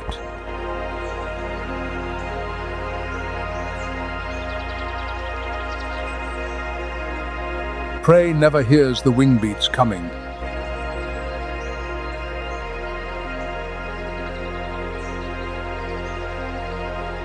Even the canopy's ruler, though, is now in danger across the Atlantic forest.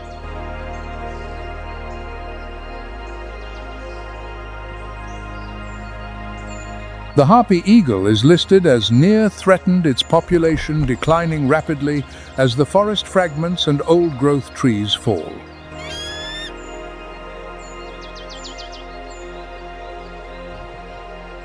Every ancient tree lost is a throne that vanishes with it.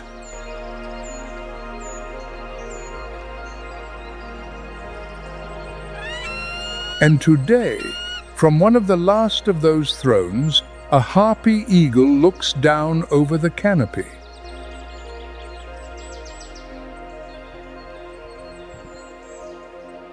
Each harpy-eagle pair lays a single egg only once every 2 to 3 years, the slowest reproductive rate of any raptor on Earth.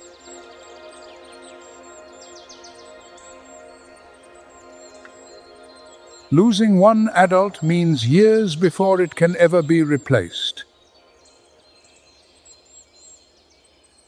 It has spotted something.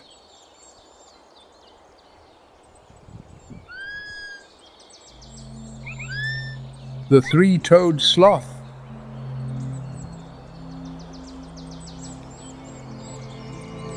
"9 pounds. The slowest mammal on Earth.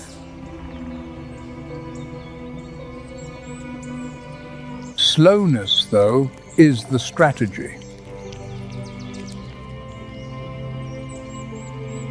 With a metabolism running at just 40% of normal, the sloth is nearly invisible.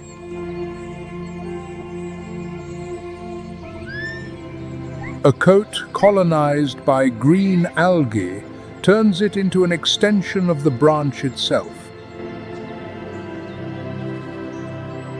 15 hours of sleep a day.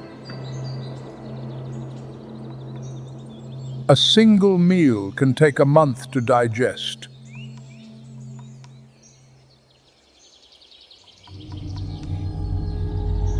A perfect strategy unless the eyes looking down belong to a harpy eagle.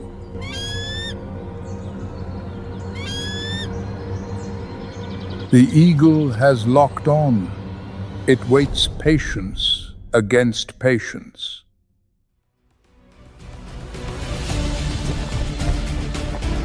The moment arrives.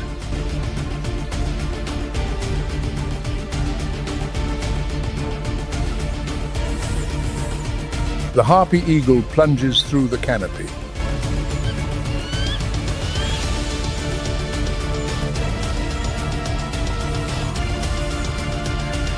No cry, no chase.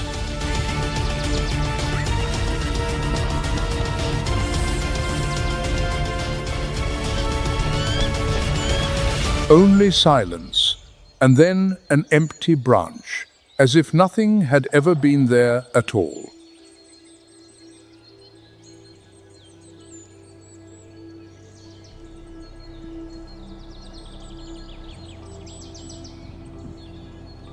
Not every creature in the canopy, though, chooses silence.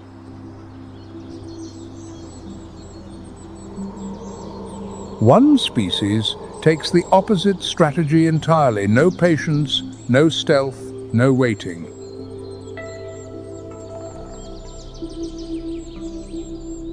The howler monkey.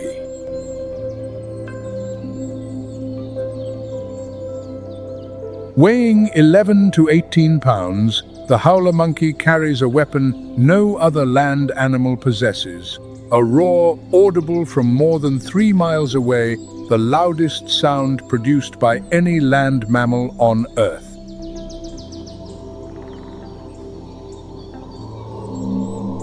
The source of that power is the hyoid bone, an enlarged, hollow structure in the throat that transforms a simple call into a roar that echoes across the canopy like a natural loudspeaker.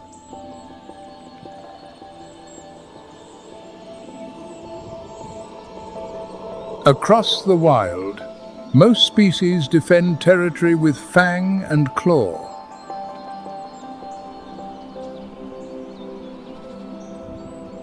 The howler monkey uses sound, roaring at dawn and dusk, marking its boundaries without a single step taken, without a drop of blood spilled.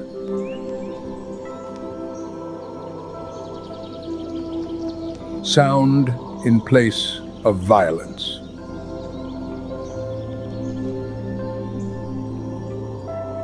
A roar in place of fangs.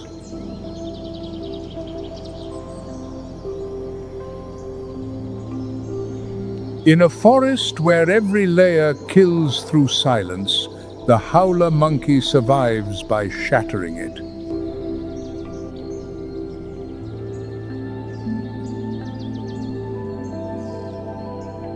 And remarkably, it works.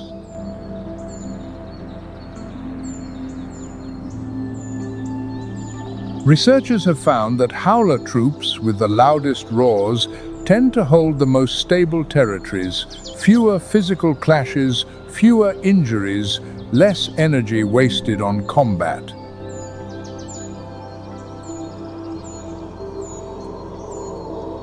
Sound is a shield.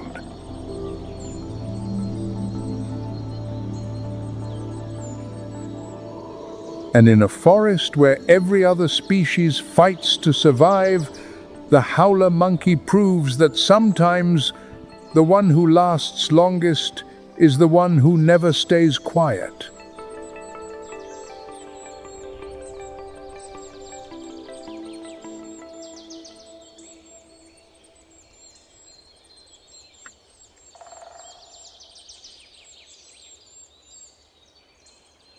From the darkest forest floor to the highest treetop, one thread runs through it all: patience.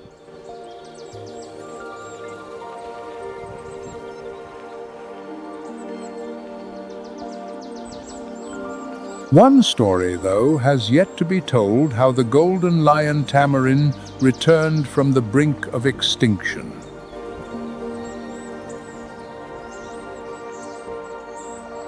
In the 1970s, conservationists were stunned to discover that barely 200 tamarins remained on the entire planet.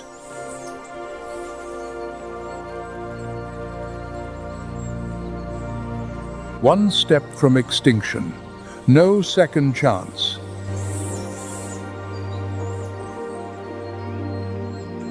And then humanity, the very force that had pushed them to the edge, chose to pull them back. An unprecedented rescue campaign began.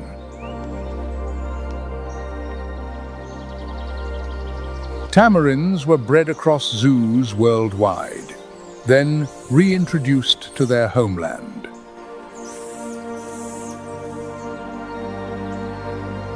Local farmers who once cleared the forest became its protectors. Ecological corridors were stitched back together. The result was nothing short of a miracle. From 200, more than 3,200 now live free, having reclaimed wild instincts once thought lost for good. Make no mistake, though. 3,200 doesn't mean safe. It only means not yet extinct.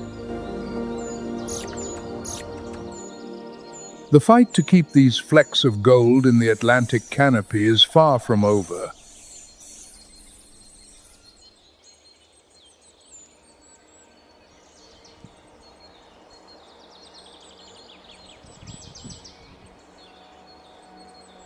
From the darkest depths of the forest floor to the sunlit treetops, every layer of this vertical world has its own ruler.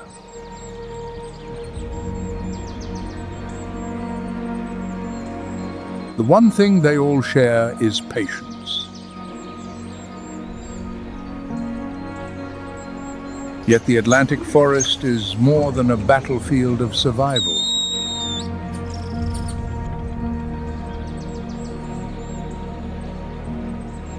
It is a vast ecological engine, where every living layer weaves into the next to form a single, perfect network.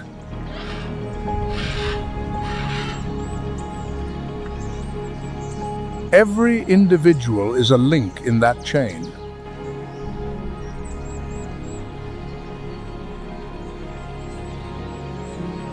Pull one link free, and the system doesn't collapse all at once. It wavers, then fractures slowly, painfully.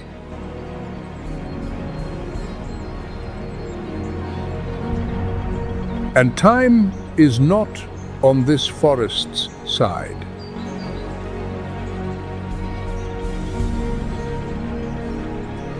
Today, only 7 to 8% of the original forest still stands.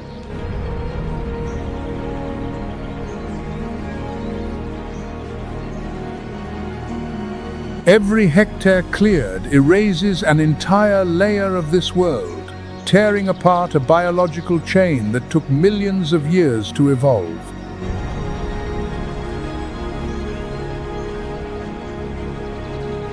Even so, hope hasn't run out.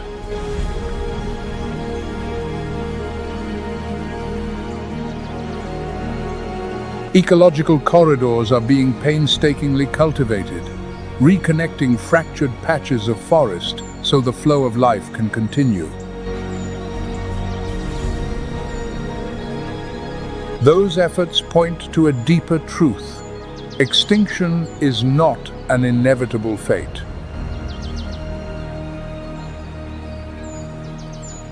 With enough care and enough action, even the very edge of the abyss can become the starting line for a rebirth.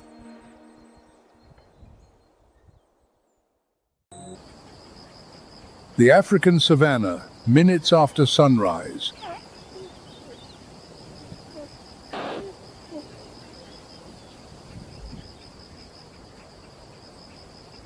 A Thompson's gazelle has drifted from the herd.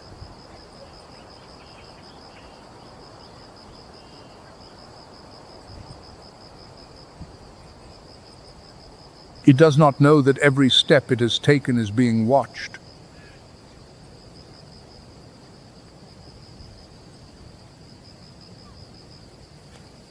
In the tall grass, a lioness has already chosen her mark.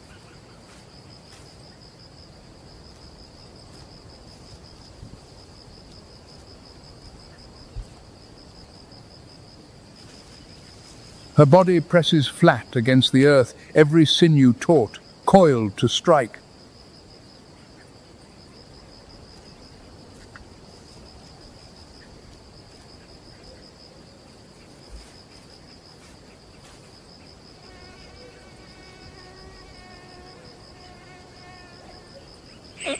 Then she launches.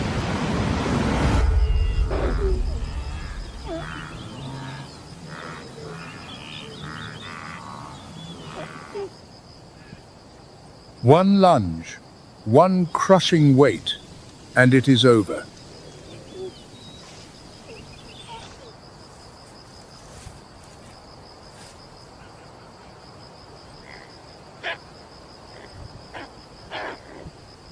This is what happens here every day, and has done so since long before our species thought to name the stars.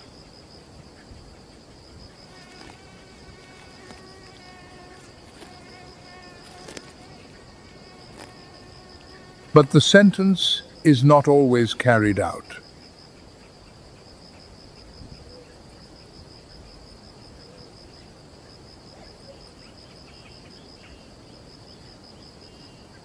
That same morning, not far away, another herd stands upon the open plain and is about to do something rather unexpected.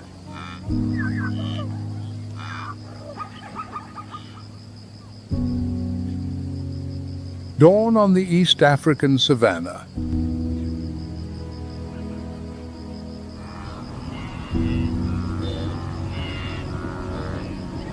Where moments ago there was a single, solitary animal, now there is a sea of horns and hooves, hundreds of thousands of wildebeest stretching to the horizon.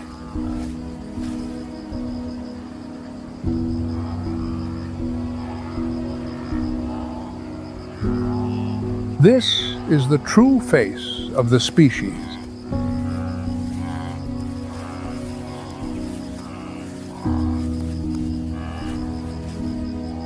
Not the lone straggler, but a vast collective organism, moving almost as a single body.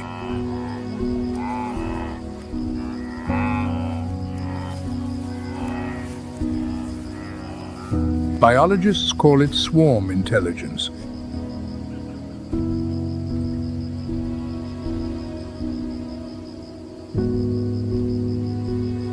A single alarm, a flinch, a direction of flight ripples through thousands of bodies faster than any individual could react.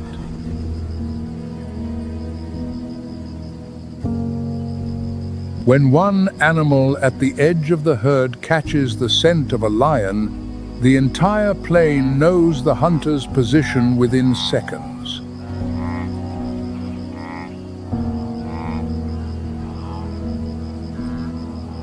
But the power of the herd is not merely vigilance.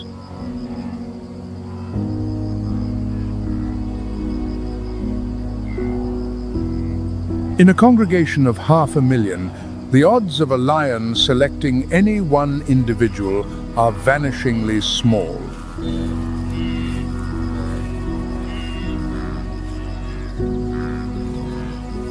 Each animal at the center is shielded by thousands of living bodies.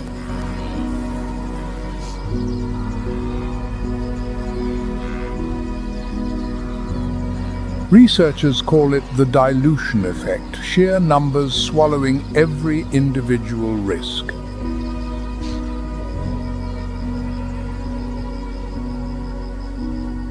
Yet this living shield exists only so long as the herd holds together.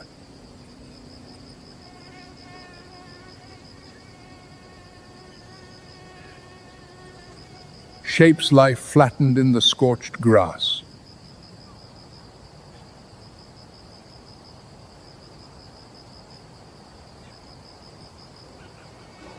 Lions.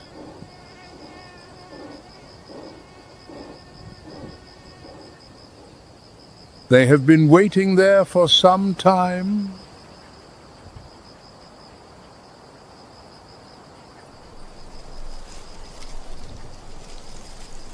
Separated from the herd since before dawn on this parched savanna, this lone wildebeest has almost no chance.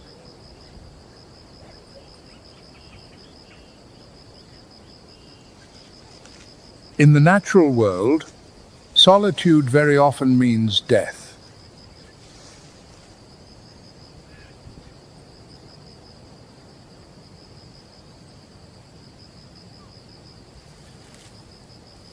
The lead lioness gives the signal.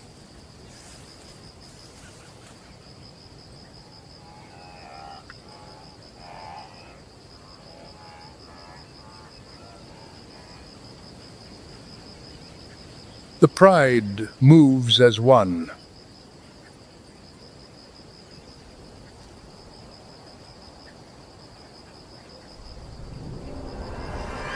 It turns to face them.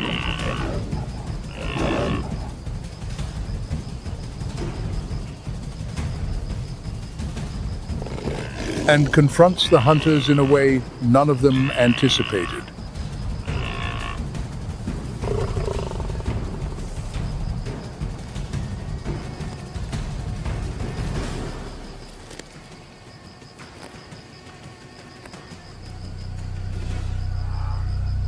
The savanna falls silent.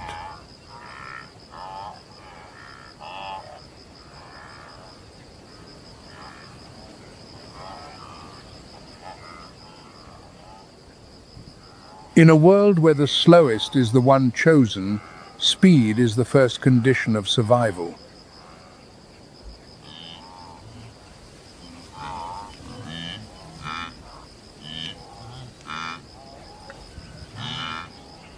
For the wildebeest, the weapons are numbers and sheer stubbornness.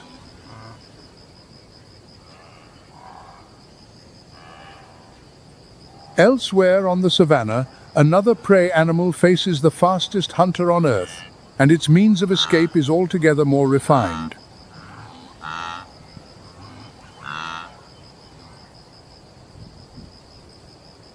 The East African grasslands, midday.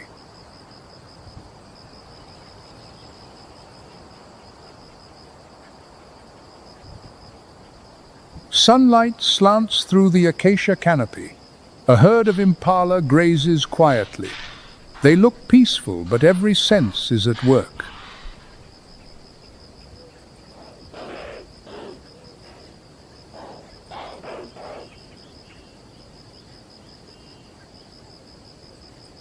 Because somewhere in the shadows, a leopard is watching.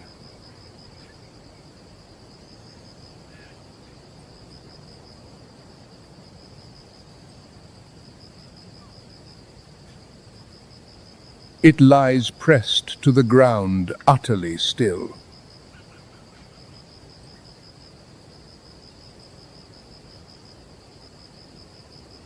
Its coat is covered in rosettes, the most sophisticated camouflage system in the mammalian world.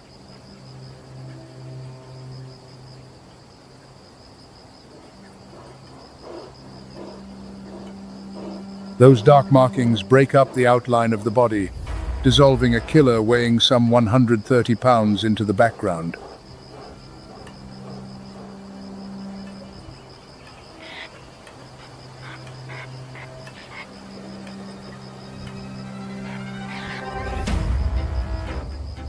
It begins to move, each footfall silent.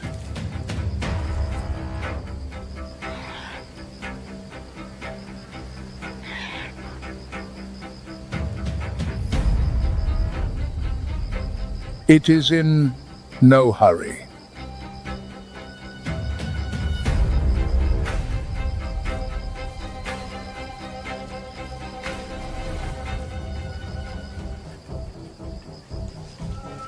The leopard's hunt does not belong to speed, it belongs to distance.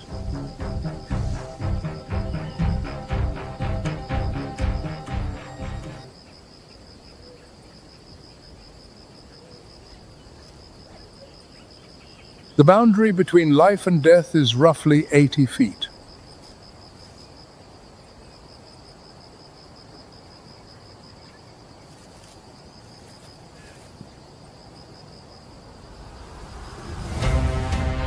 But impala are not easily approached.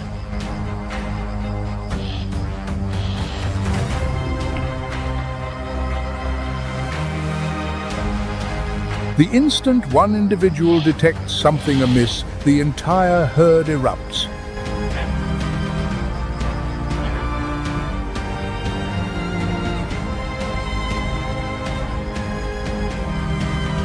The leopard reaches nearly 37 miles per hour in its burst of acceleration, but only over a very short distance before it must stop.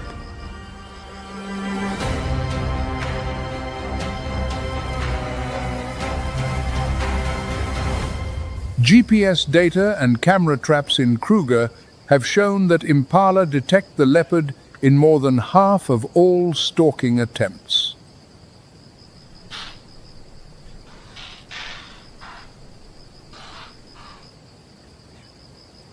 The actual success rate is just 15 to 38%.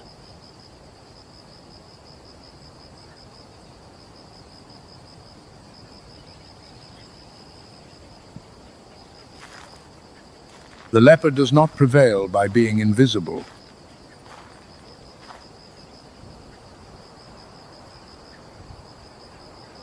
It prevails through patience, willing to fail 7 times in order to succeed on the 8th.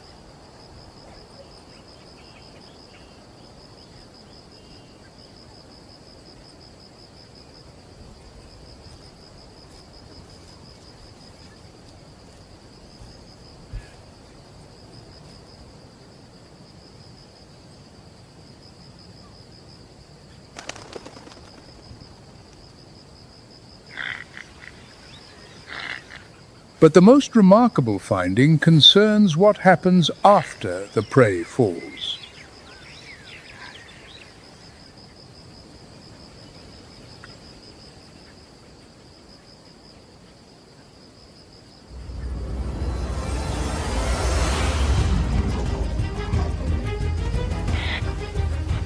The moment it brings down an impala, the leopard does not feed.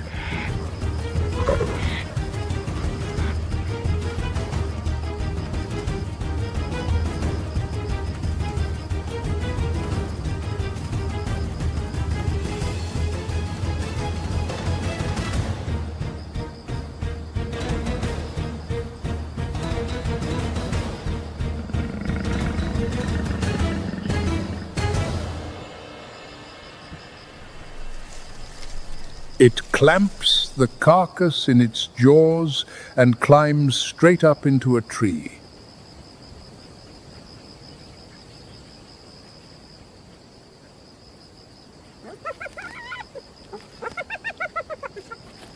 On the ground, hyenas and lions steal 40 to 60% of its kills.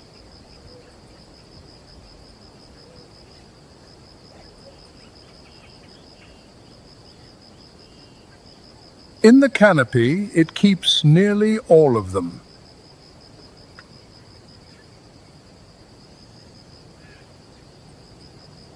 It does not squander energy, it invests it.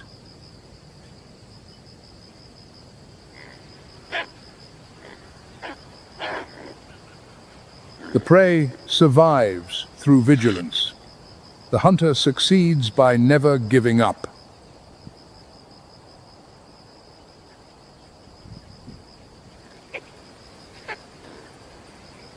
Until now, the story has turned on the chase. The hunter attacks, the prey flees.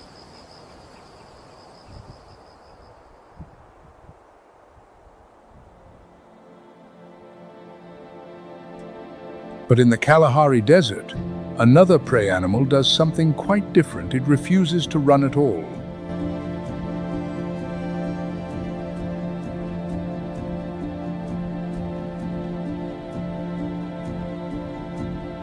The Kalahari Desert, where the sun rules before hunger does.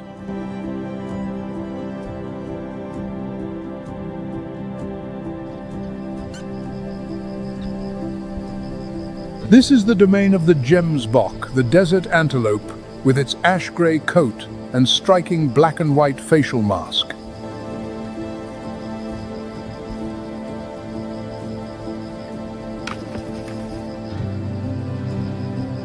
Upon its head is the weapon that defines its entire story. A pair of straight, slender horns, sharp as spears nearly 4 feet long.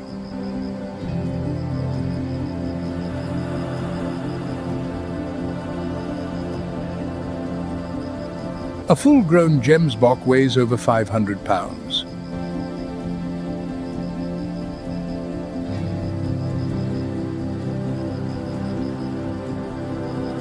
It is not as nimble as the impala, nor does it have a herd of 500,000 to vanish into.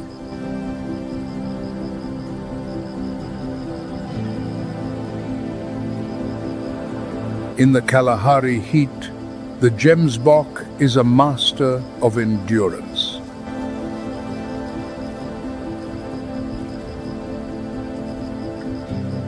It can survive for days without water, drawing moisture from the very dry grasses that other species ignore.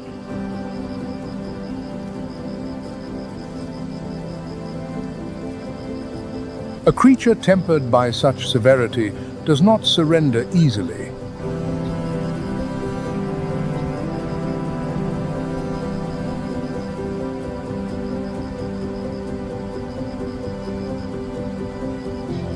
The same tenacity that carries it through the drought is the tenacity it brings to face the hunter.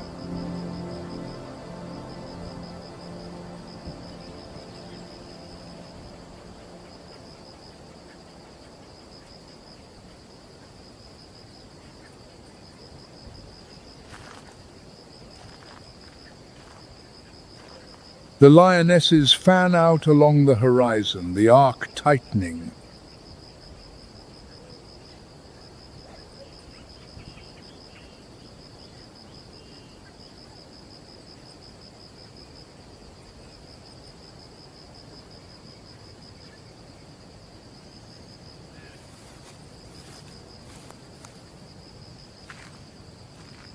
One lioness charges from the front.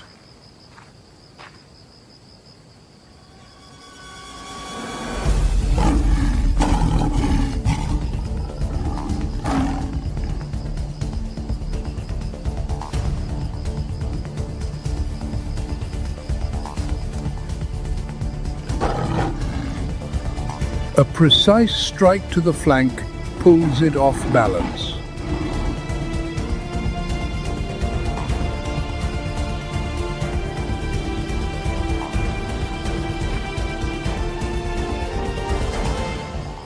Minutes later, the savanna is silent once more.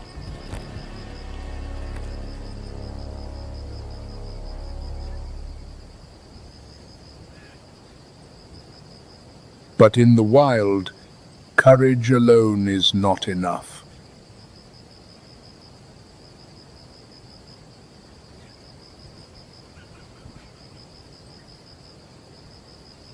However perfect a warrior, the solitary fighter must eventually fall before the overwhelming weight of numbers.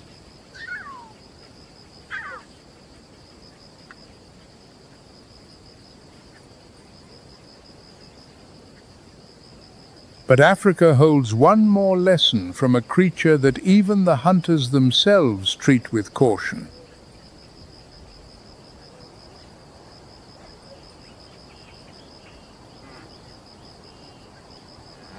The African Cape buffalo.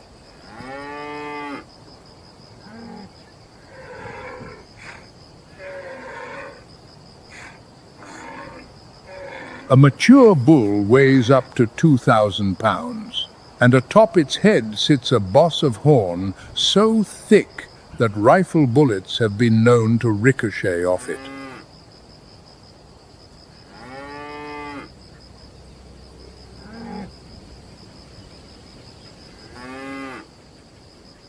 Colonial-era hunters placed it among the Big Five not because it was rare, but because it would turn around and kill the one who had attacked it.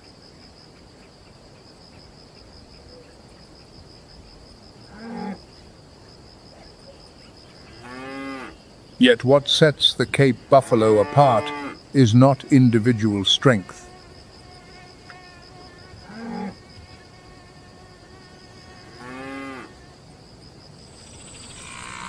It is a behavior that researchers have named the rescue.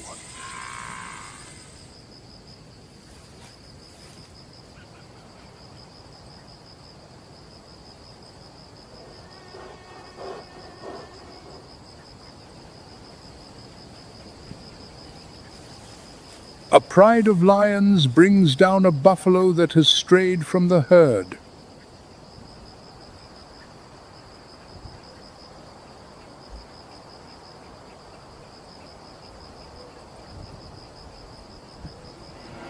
The prey is pinned to the ground. Fangs already buried in its throat, the story should end here.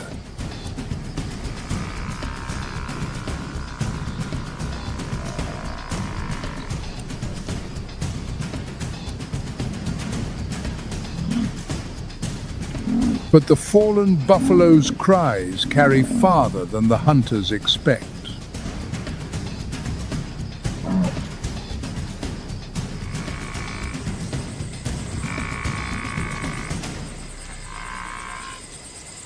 And the herd comes back.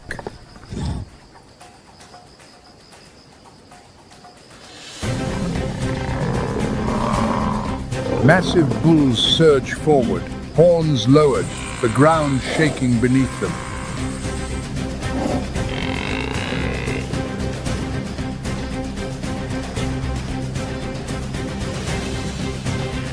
The pride is forced to release its quarry.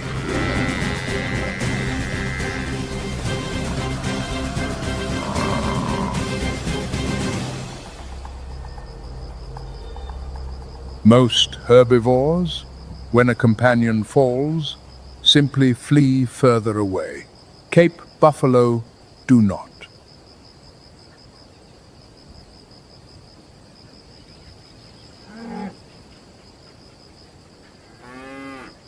They answer the distress call, locate their own, and charge directly toward the danger.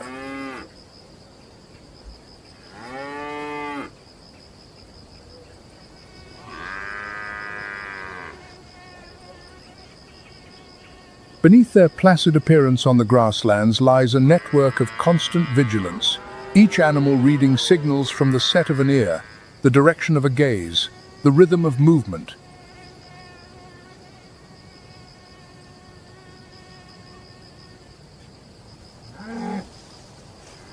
When the danger signal fires, the herd shifts state in seconds, from grazing assembly to an army.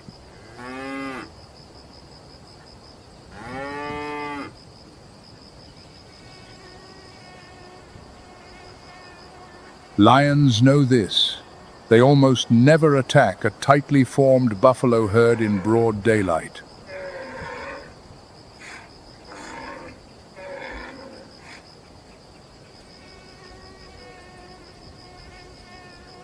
They wait for night, for rain, for the moment a single individual wanders apart.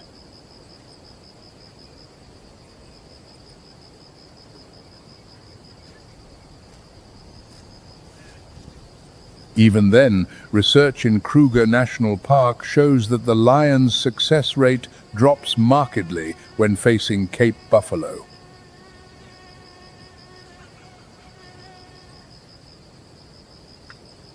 Cape buffalo do not merely resist, they counterattack.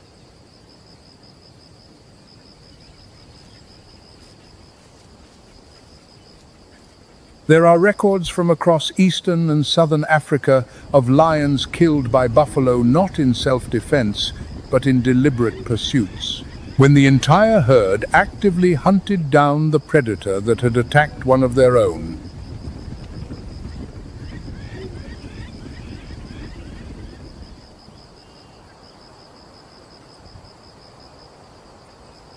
In Africa, the line between hunter and hunted is, at times, thinner than one might suppose.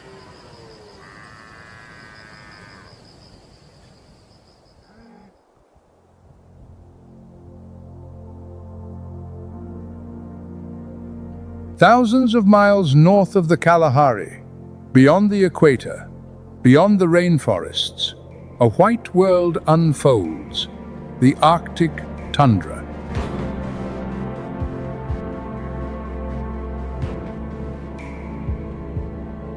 There are no thorn bushes to retreat into, no herd of 500,000 to disappear among.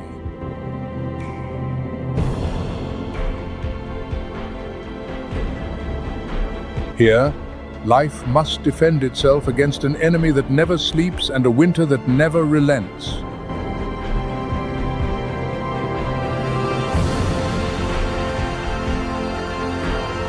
And yet, even here, the hunted find a way to survive.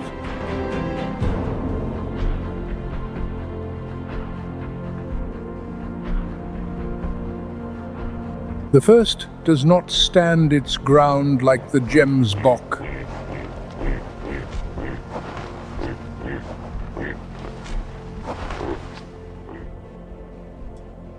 It does the opposite. It runs and never stops running.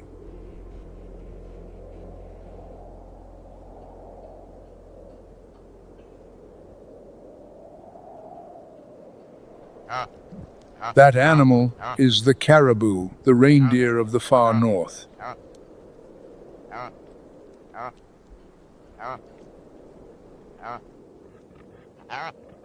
The threat it faces is not a 3-second ambush, but a pursuit that lasts a lifetime.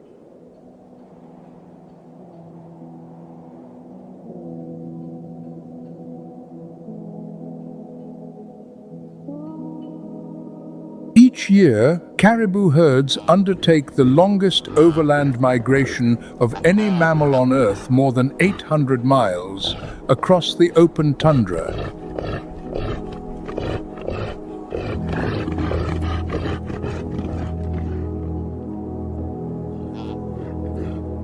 The tundra is a paradox. So flat it appears empty, yet so vast it swallows everything that enters.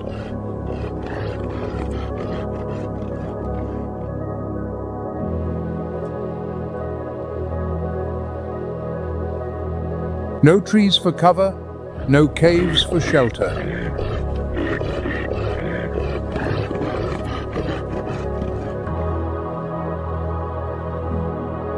Against the endless white, the caribou herd moves like a dark river flowing across the horizon.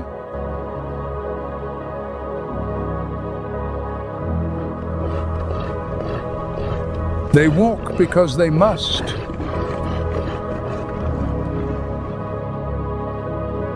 The Arctic winter strips all food from the ground, and to stand still is to starve.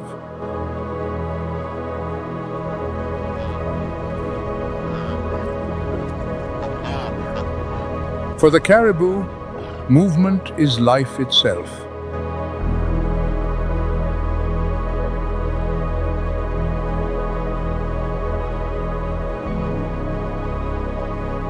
Their legs are built for the journey. Tendons click with every stride. Broad hooves grip firmly on snow, a long-distance machine that scarcely knows fatigue.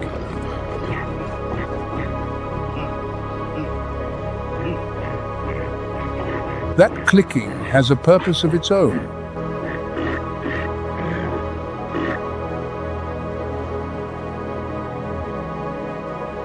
It allows the herd to maintain contact through blinding snowfall, where the eye cannot see but the ear can still locate a companion.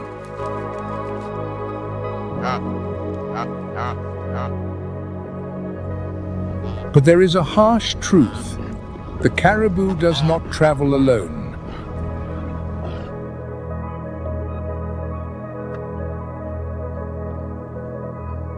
The shadow that follows it is always there, silent, patient, matching every step.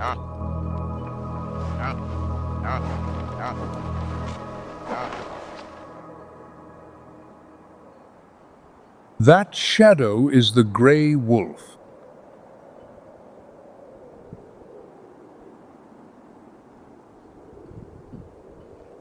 A predator so bound to the caribou that scientists have given it a specific name: migratory coupling.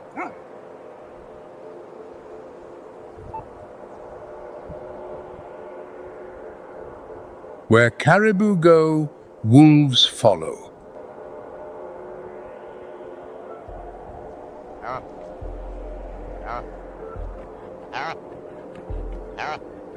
The two species braid together, tracing a map of survival across the breadth of the North.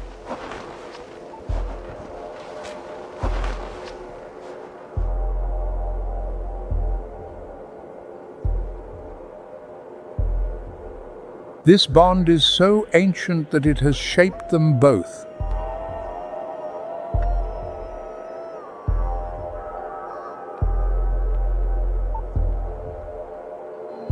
Wolves evolved to pursue over vast distances.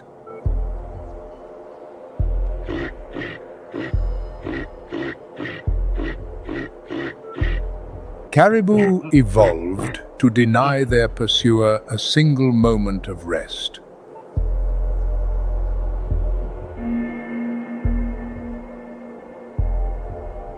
And if the caribou's migration is extraordinary, the numbers of the hunter are more astonishing still.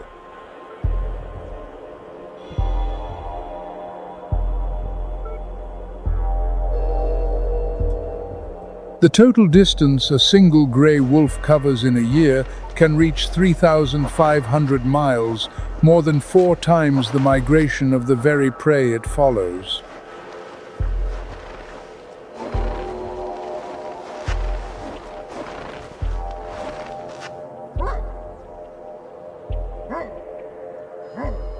One wolf tracked in the wild covered the equivalent of 4,500 miles in just a few years.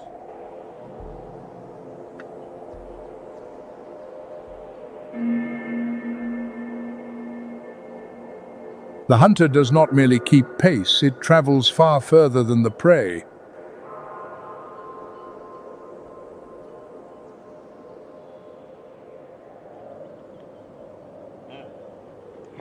From the caribou's perspective, no matter how far it walks, how many mountain ranges it crosses, how many icy rivers it fords, the shadow is still there each time it looks back.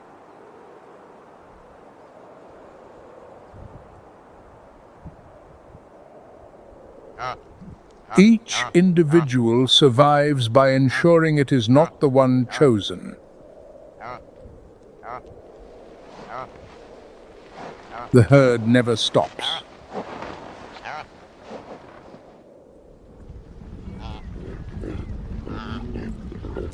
The endless migration is how they confront the hunter, not in 3 seconds, but across millions of footsteps.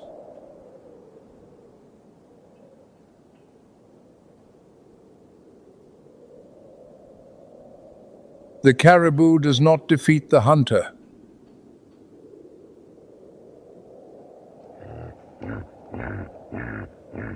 It does not need to.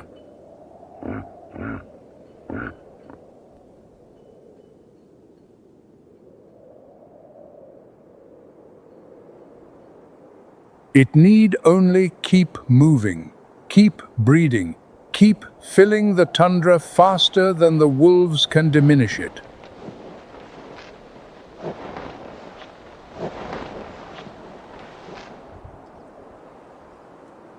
Each season, the herd renews itself.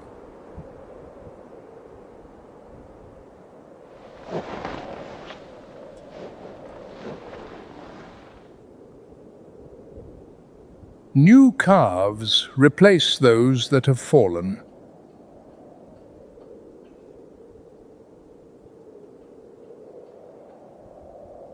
That living river flows on and never runs dry.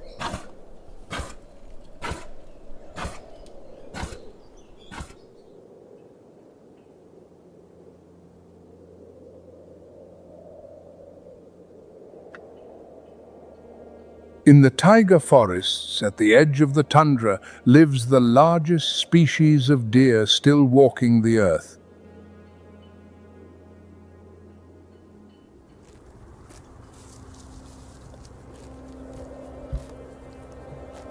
The moose.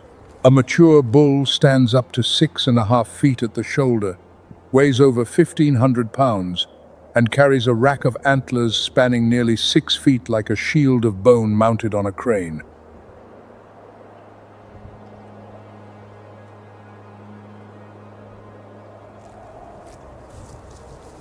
It does not live in great herds. It wanders largely alone, pushing through coniferous forests where the snow reaches its belly.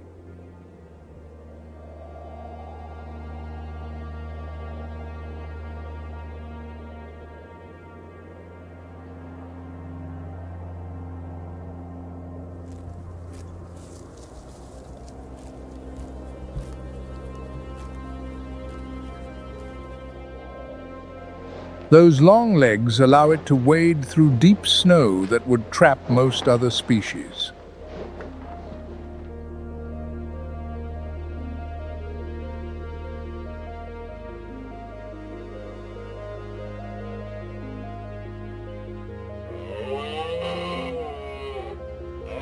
Its long, flexible muzzle lets it strip leaves, snap branches, and dive to the bottom of lakes to feed on aquatic plants, a habit rare among the deer family.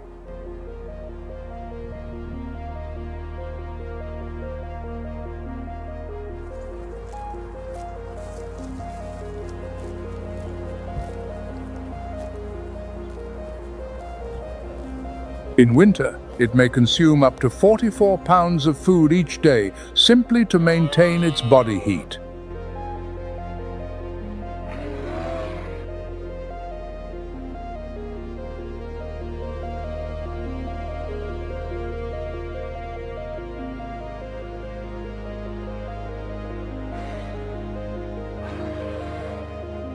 A dense double coat of fur insulates so effectively that snow falling on its back does not melt.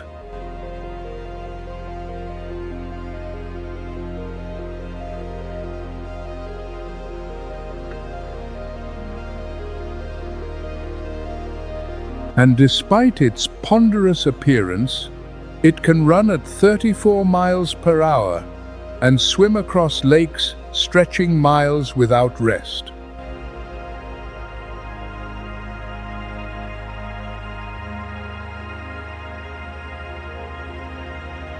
Its weapon is the front legs.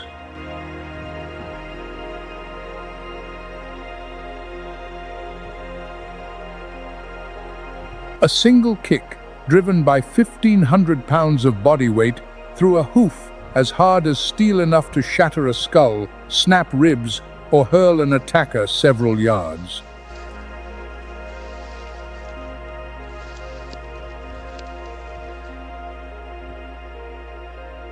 In the harshest wilderness of the north, it needs no herd.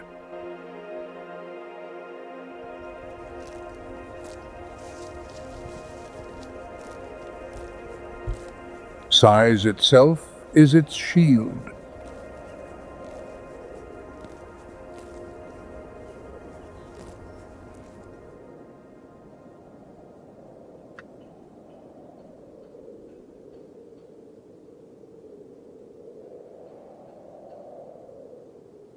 The bobcat, the most silent killer in North America.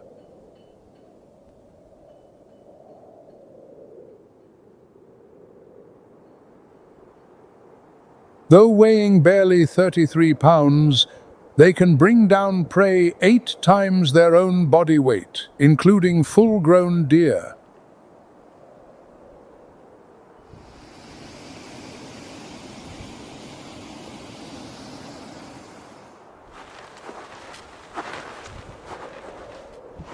Their spotted coat is nature's own cloak of invisibility, blending seamlessly into dry leaves, granite, or patchy snow.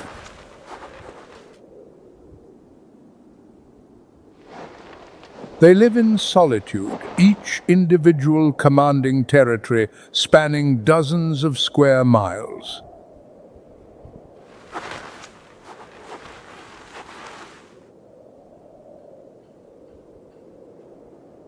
They can even swim, despite being a cat that detests the water.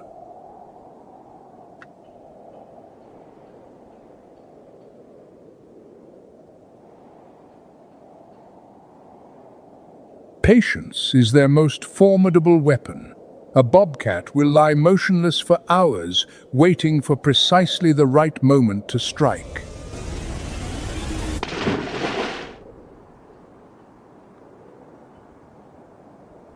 Winter is the harshest trial, when prey grows scarce and deep snow impedes every step.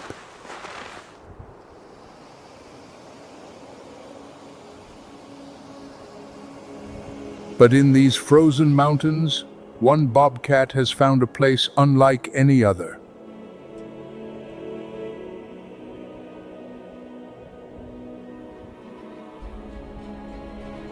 This bobcat may be in luck.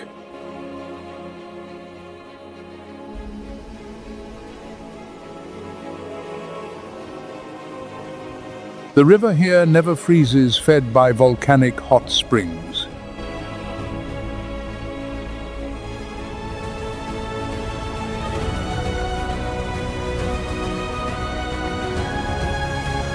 Animals gather to feed.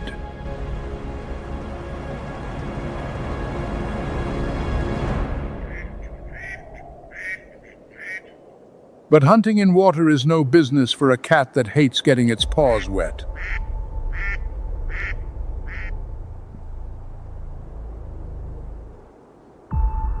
It eyes a flock of golden-eyed ducks but cannot get close enough.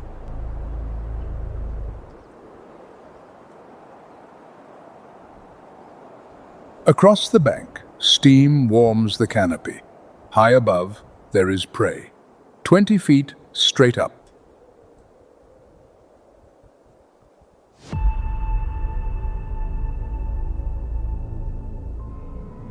At last a squirrel. Not much, but enough to carry on.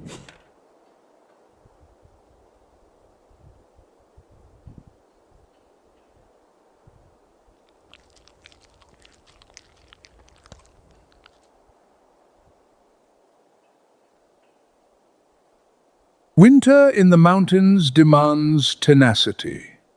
The bobcat has that quality, in abundance.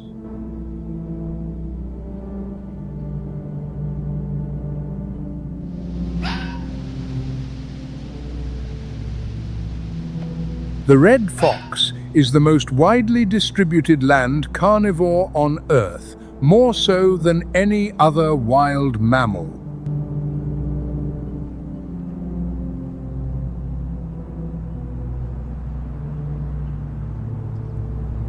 Weighing under 15 pounds, yet it survives where grey wolves and polar bears struggle.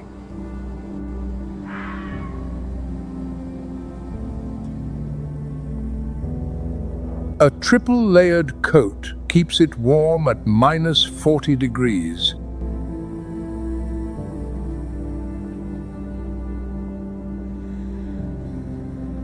Its bushy tail wraps around its nose during sleep, serving as a natural insulating scarf.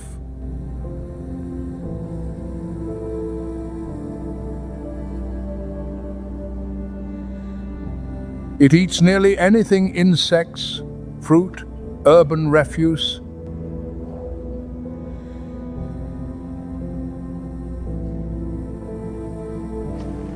More than 45 different food items have been recorded in the diet of a single population.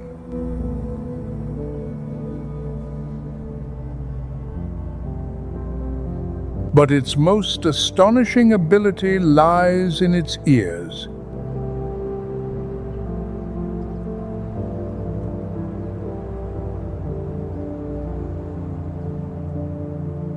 Scientists have discovered that red foxes use the Earth's magnetic field to locate prey, the only mammal known to employ a magnetic compass while hunting.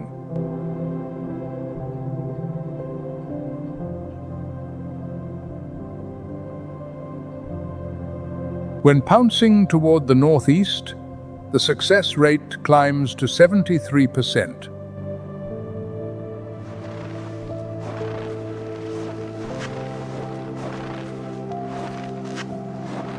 In any other direction, just 18%.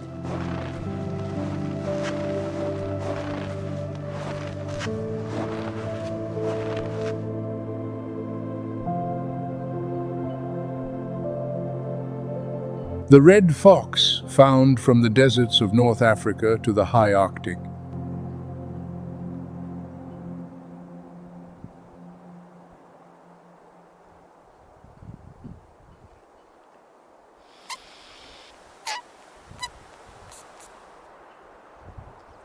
A vole hides beneath the snow. The fox can smell it, but every footstep is a warning.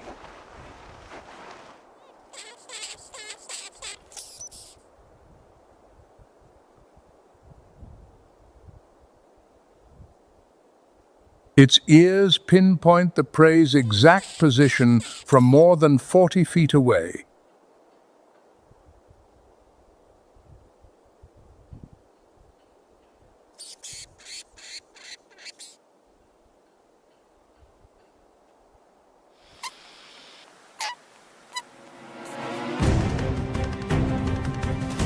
It leaps.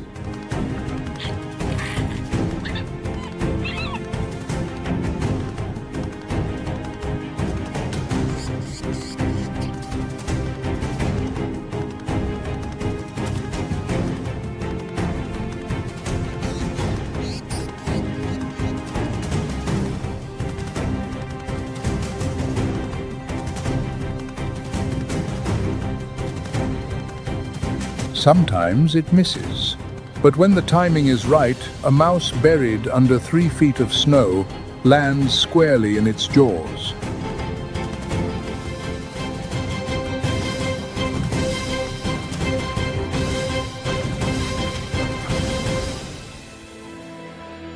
Two worlds, dozens of strategies. But only one answer repeating itself across the planet. Life does not accept its fate in silence.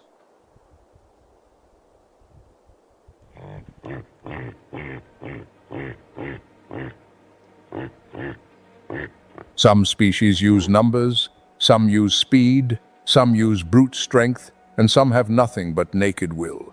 Different in method, identical in essence.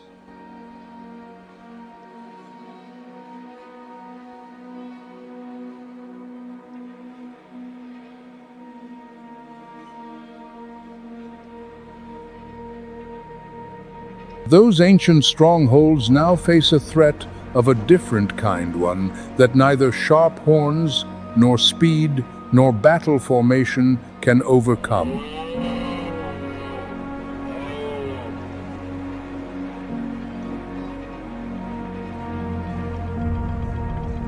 This threat does not come from fang or claw, and this time the prey cannot solve it alone. The answer lies with the species that caused the problem.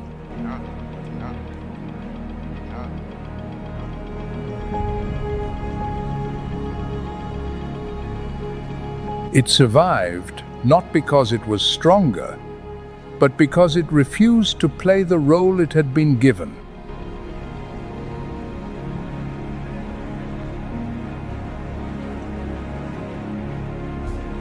The sentence may come from fang and claw, from the cold, or from our own hands.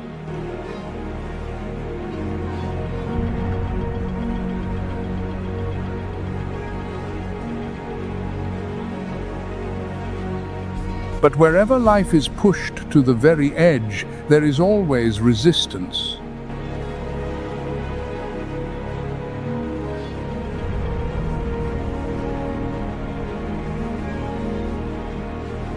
That is the oldest voice on earth.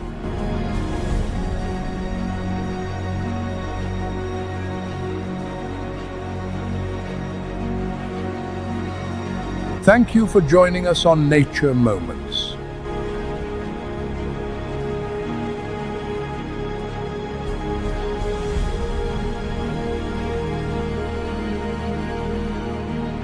Every creature on this planet carries within it a story of resilience, and we will continue to tell those stories.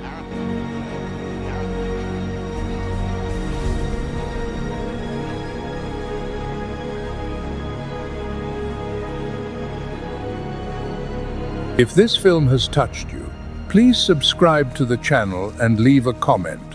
Of all the encounters you have just witnessed, which one impressed you the most?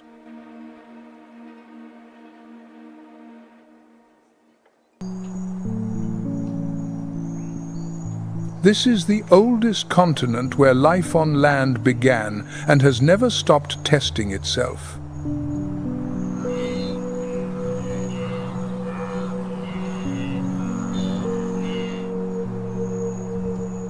In the not yet clear light, a sound shatters the silence, the thundering of hooves on dry earth, the desperate gasping for breath.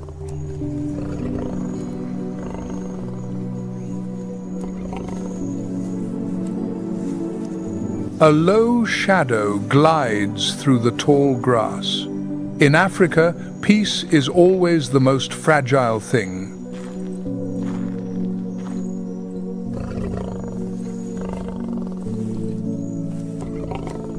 It is a lioness, amber gold eyes locked on the target ahead.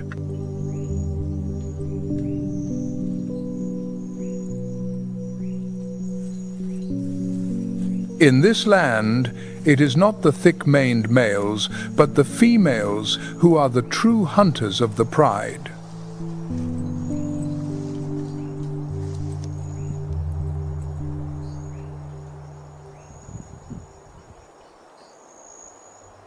The dry season has stretched on for weeks.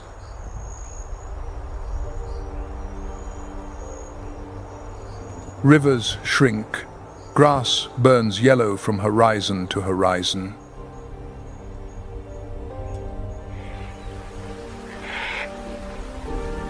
As water sources contract, every species is forced toward the same downstream area, and conflict becomes inevitable.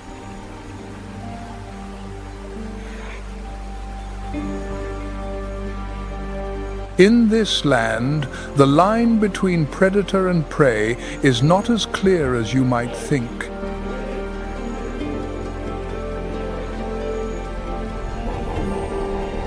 Hippos, seemingly slow creatures, cause more human deaths than most large mammals in Africa.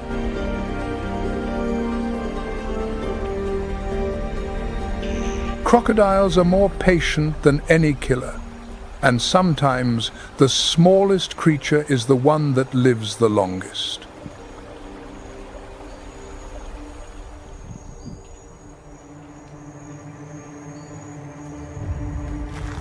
In the distance, a herd of kudu antelope grazes. They do not yet know the hunt has begun.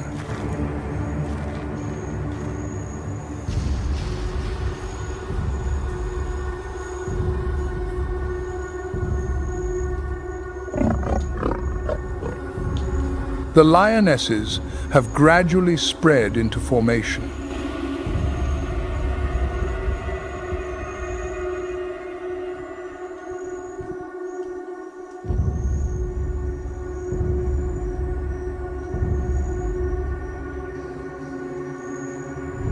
Then they explode,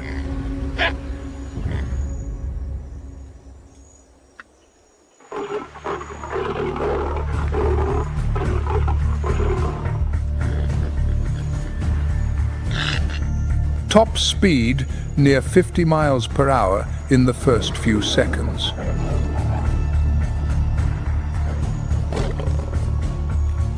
In an instant, the kudu goes down.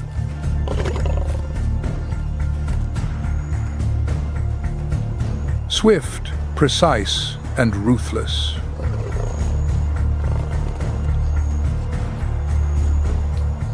But here, no one eats in peace.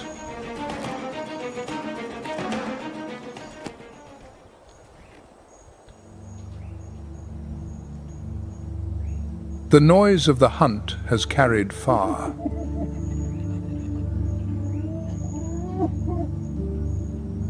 On the horizon, the silhouettes of hyenas have begun to appear.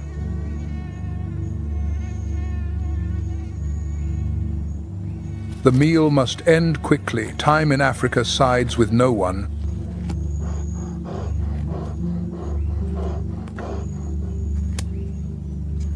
Blood seeps into the dry grass. The sun climbs higher, and downstream, another conflict is simmering beneath the surface.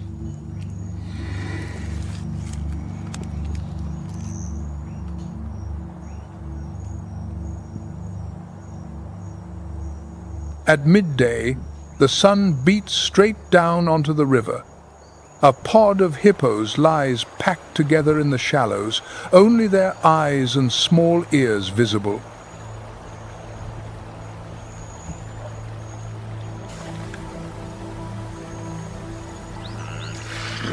The dominant bull, weighing over 3,300 pounds, occupies the deepest water. This territory is inviolable.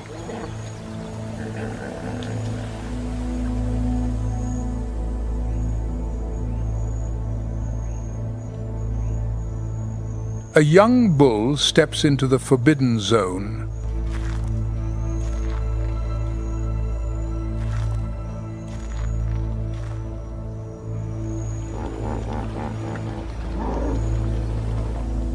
The young bull does not retreat. The dominant bull charges like a torpedo, water exploding everywhere.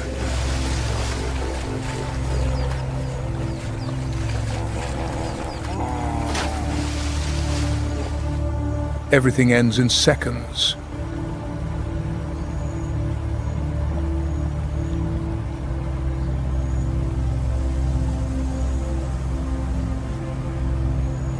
The young bull yields and retreats to save his life.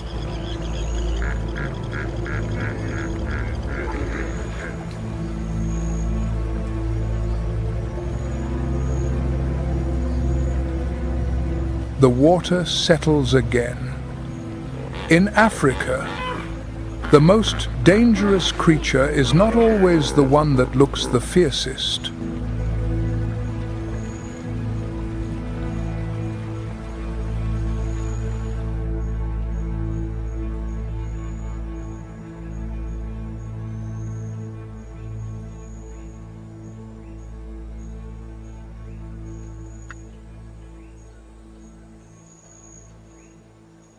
Not far away, on a large acacia branch, sunlight filters in dappled patterns through the canopy.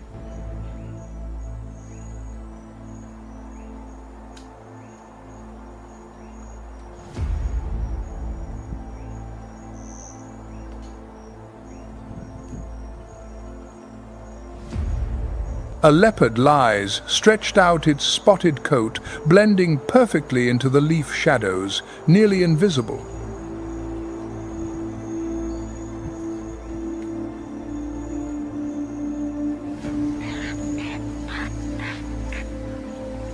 Below, an impala walks past without the slightest awareness.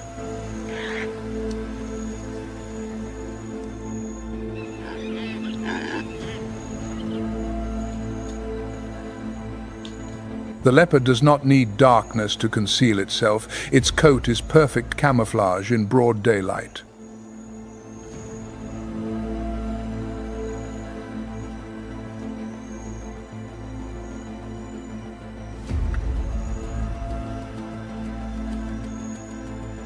a tail flick the only signal.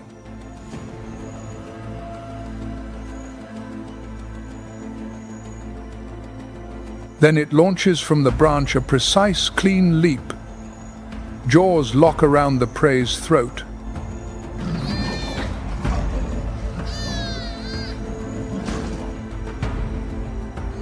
And the extraordinary begins.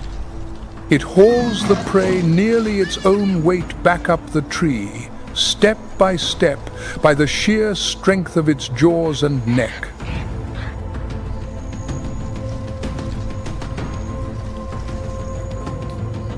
Up high, the meal is safe from both lions and hyenas.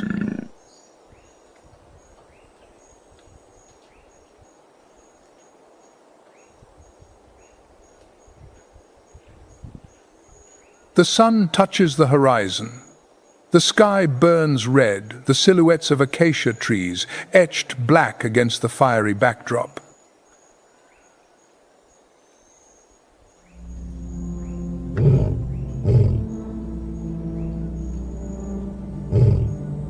A lion's roar echoes across the savanna. Not a threat, but a declaration we are still here.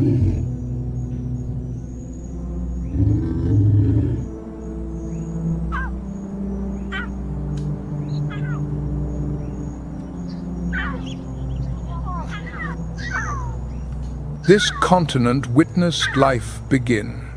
Do not let it witness life end.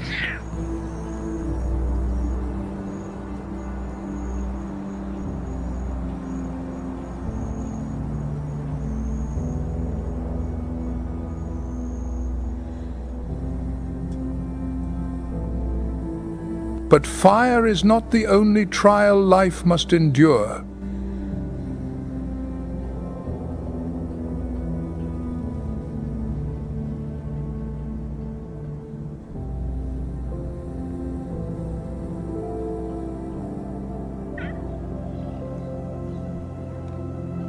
Elsewhere on the planet, another battle rages where the enemy has no fangs or claws, but cold.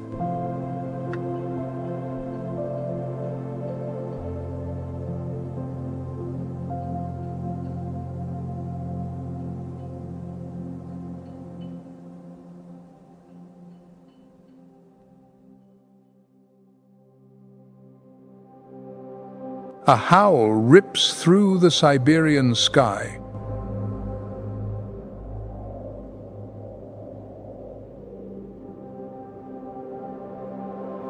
Then another echoing through millions of snow-laden pines, piercing through air frozen at -50 degrees Fahrenheit.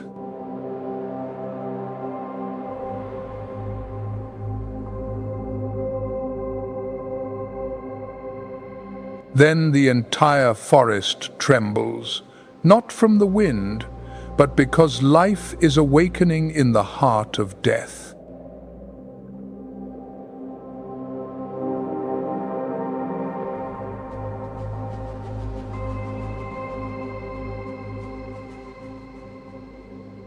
The blizzard descends from the north, sweeping across the taiga like a giant hand erasing all traces. Visibility drops to just a few feet.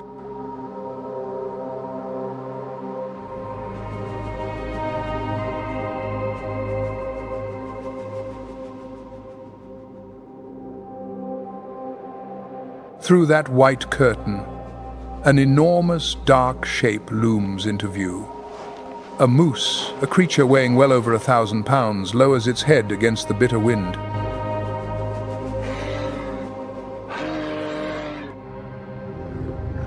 And behind it, at the edge of the pine forest, a pair of amber eyes flares, then vanishes.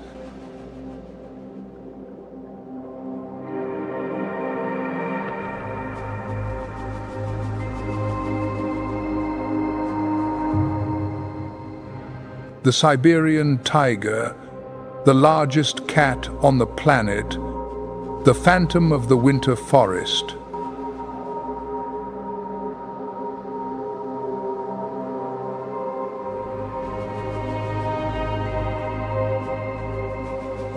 But today, it does not strike, it waits. Because in Siberia, patience is the deadliest weapon of all.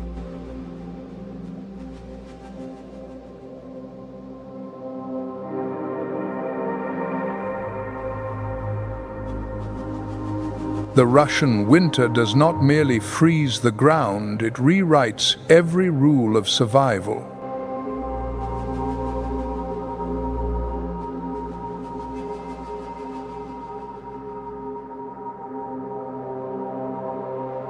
From the vast taiga to the Arctic tundra, from ice-capped peaks to the hidden world beneath the snow, winter here lasts 7 months and forgives no one.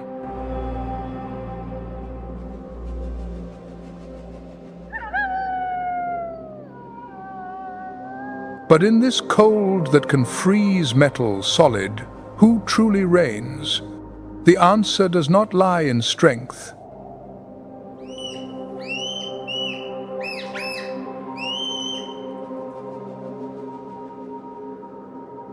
It lies in adaptation. And every creature in this forest is proving that in its own way.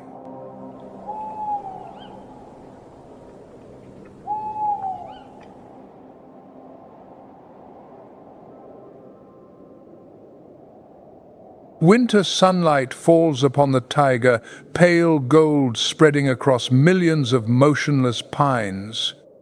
Amid this silence, the true battle for survival begins.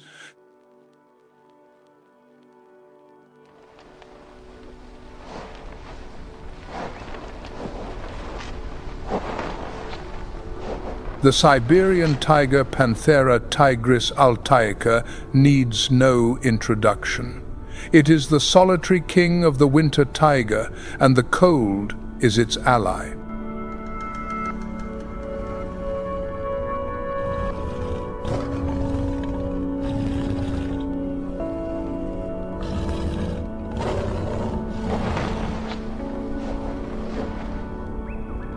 The Siberian tiger's winter coat is twice as thick as its summer fur.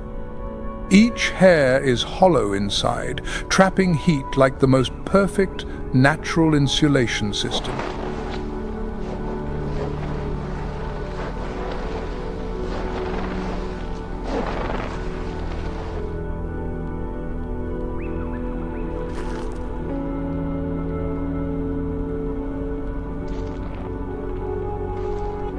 Around the neck, a dense mane forms an armor against the cold. Its body can withstand temperatures dropping to -58 degrees Fahrenheit levels at which steel becomes brittle and prone to shattering.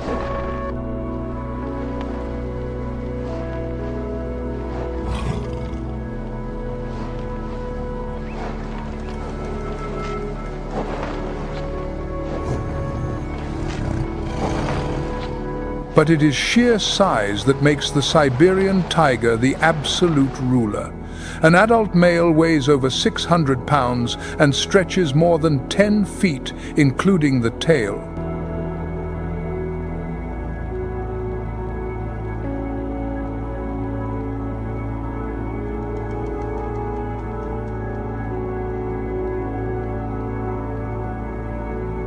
A single male's territory can span from 400 to 1,500 square miles, an area larger than an entire city.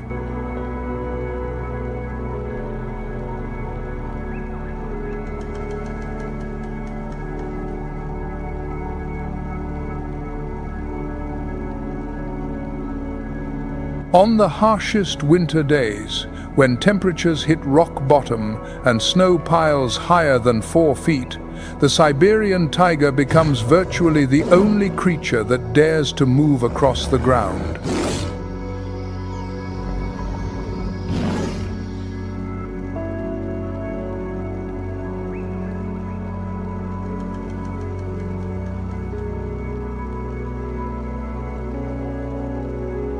Its tracks imprint on virgin snow as large as dinner plates, deep but evenly spaced, the sole evidence that the world's largest land predator is still patrolling its kingdom.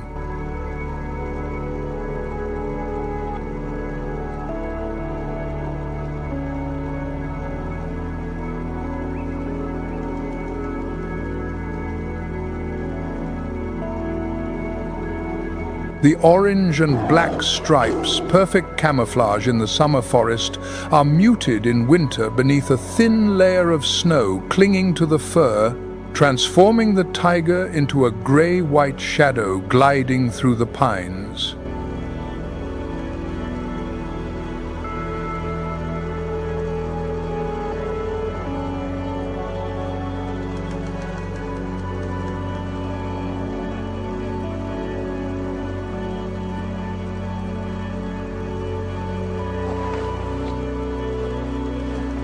Only about 750 Siberian tigers remain in the wild in Russia.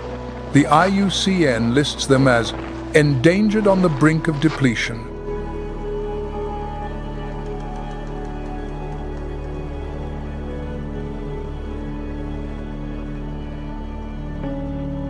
With each passing winter, the Siberian tiger's battle is not only against the cold, but against disappearance itself.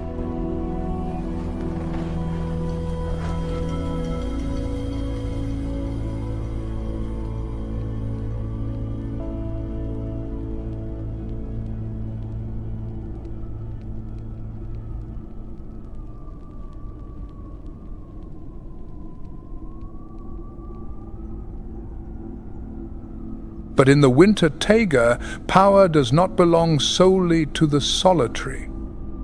Some creatures understand that true strength lies in numbers.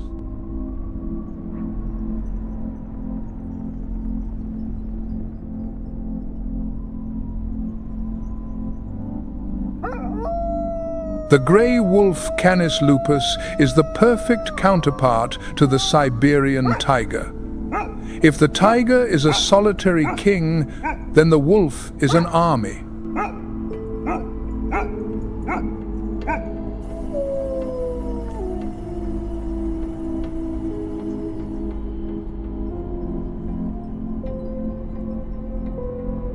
In summer, wolves disperse into small family groups. But when the first blizzard sweeps through the taiga, an ancient instinct calls them to unite.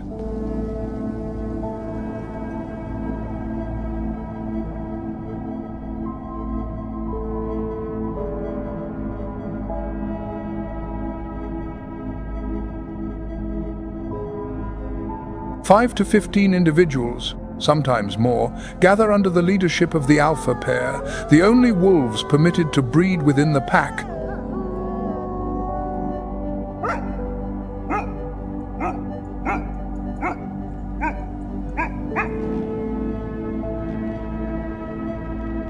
Their howl is not merely a sound. It is the most sophisticated long-range communication system among terrestrial mammals.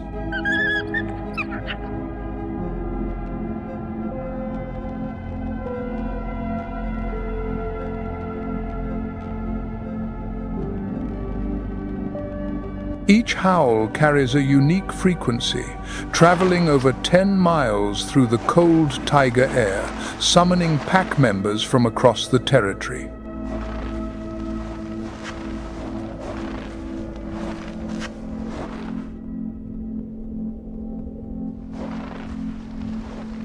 And once the pack is united, the collective hunting machine begins to operate.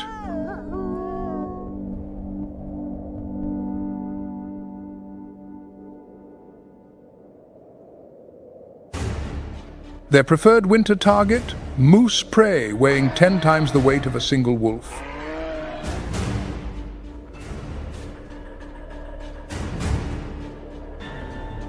When the target has been chosen, the chase begins.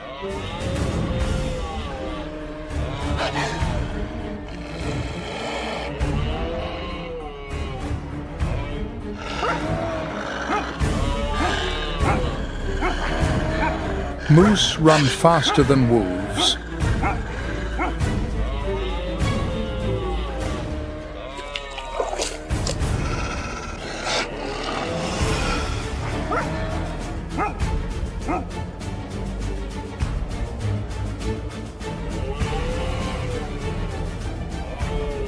But deep snow is the enemy of herbivores. Each step grows heavier, each passing minute brings more exhaustion.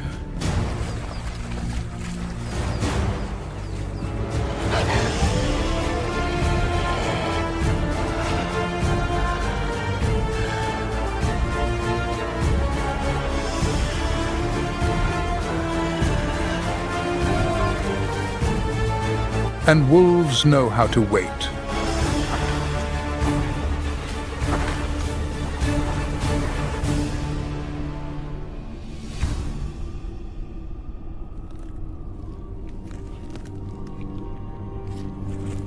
When the prey collapses, the feeding hierarchy activates.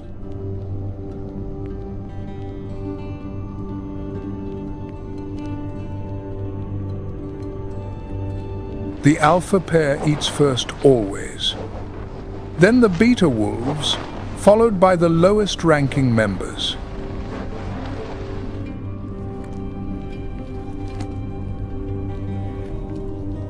This order is not cruelty, it is strategy. The alpha pair must stay strong enough to breed, ensuring the pack's survival through winter.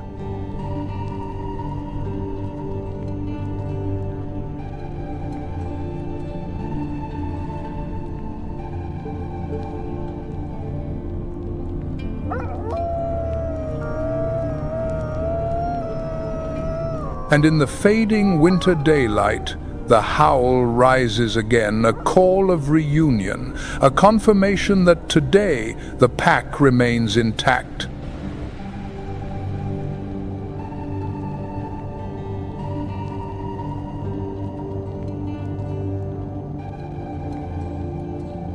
The wolf's double-layered coat, a soft inner layer for warmth, a tough outer layer to block wind, allows them to sleep outdoors at -40 degrees Fahrenheit without shelter.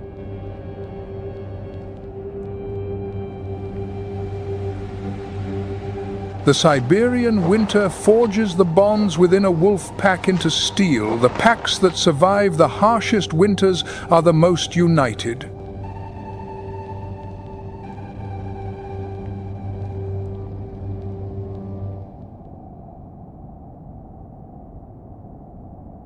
But not every predator needs a pack.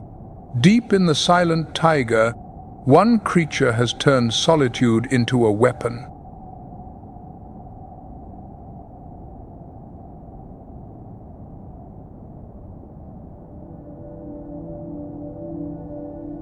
The Eurasian lynx, lynx, is the true phantom of the Siberian pine forest.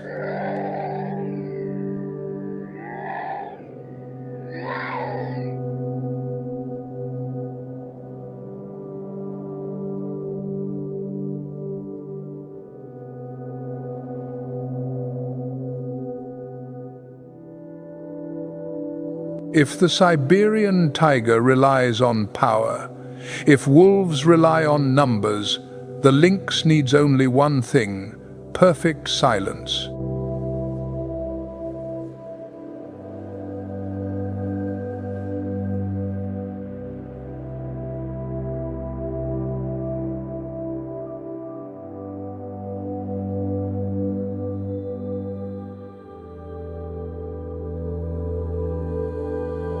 Its mottled grey winter coat blends completely with pine bark and moss-covered stone, rendering it nearly invisible when standing still.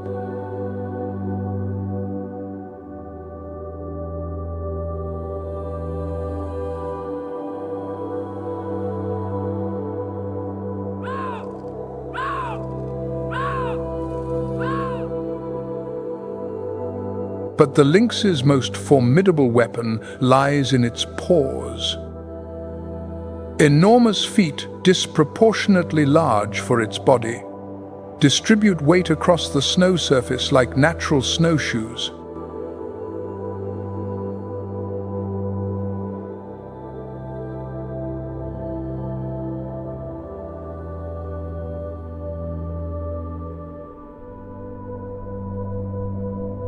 The lynx moves across snow, leaving almost no trace, no sound, No disturbance, only a lethal approach.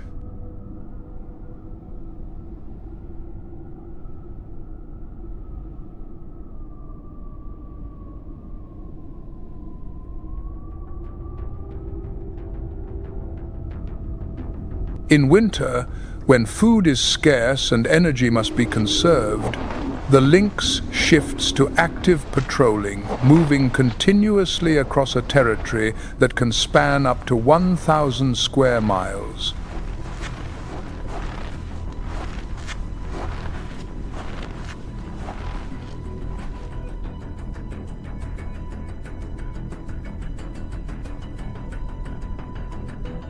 Today's prey: a grouse, a woodland bird scratching through snow for tree buds. The lynx approaches slowly. But today, luck does not smile upon it. The grouse swiftly beats its wings and flies away before the lynx can strike.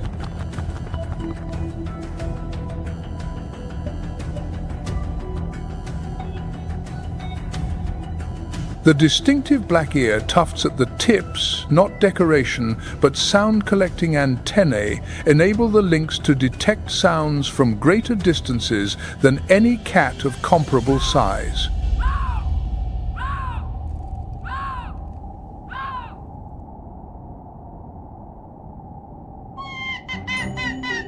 But the lynx is not the only creature to turn solitude into an advantage. In the snowy northern reaches, another is proving that cunning can sometimes surpass fangs and claws.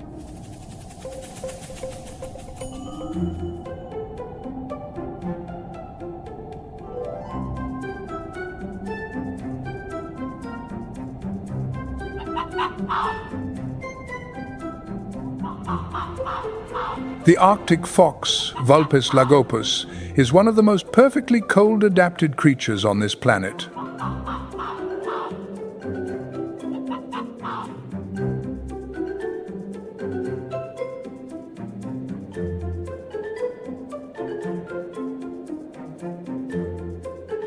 Its winter coat transforms from brownish-gray to pure white so perfectly that when the fox lies motionless on the snow, it vanishes completely.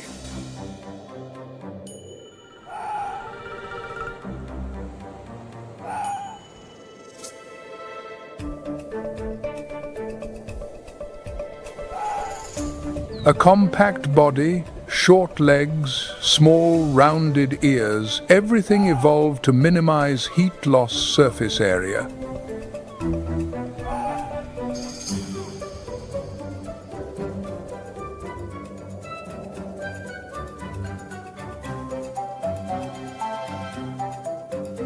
And here is the most astonishing figure. The Arctic fox does not begin to shiver until the temperature drops below -94 degrees Fahrenheit, a level of cold at which most mammals have long since perished.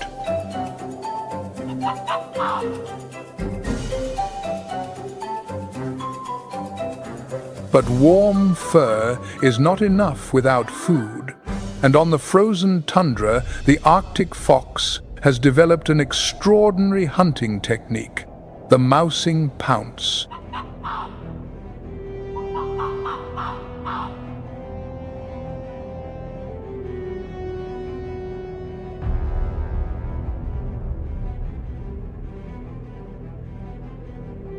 Head tilted, ears pricked, it listens for the microscopic sounds of rodents moving beneath the snow.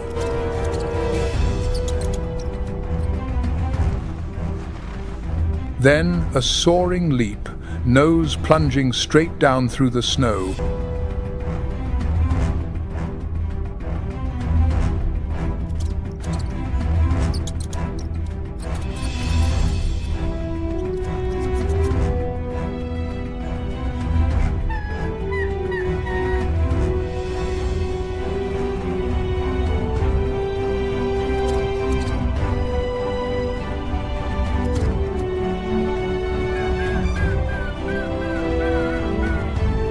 It buries surplus food in shallow caches beneath the snow reserves for the days when blizzards make venturing out impossible.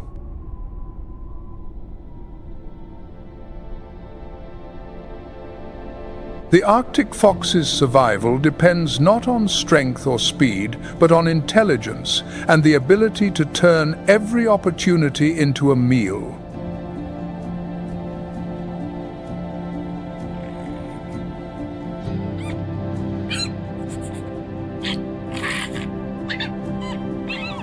But if the Arctic fox is the adapter of the tundra, then the red fox, Vulpes vulpes, is the adapter of everywhere.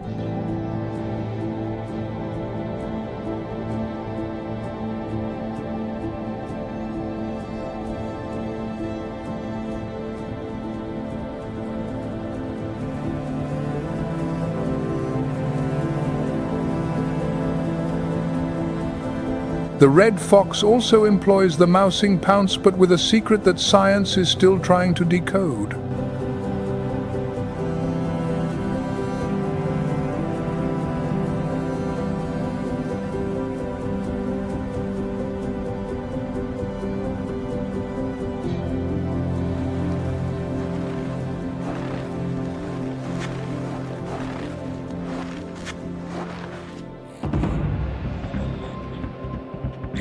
The hypothesis: red foxes may sense the Earth's magnetic field and use it as a natural targeting system to pinpoint the exact location of prey beneath the snow.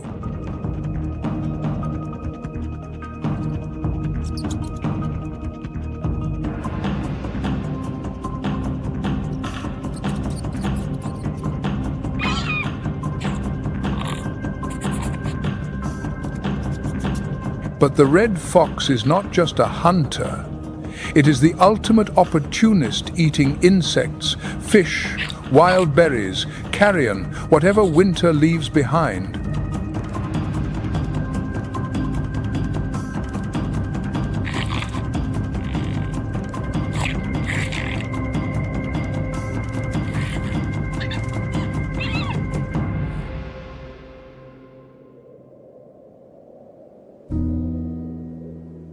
And perhaps it is this very flexibility that explains why the red fox has the widest distribution of any canid, from the Russian taiga to the Sahara Desert, from the Arctic to the suburbs of Tokyo.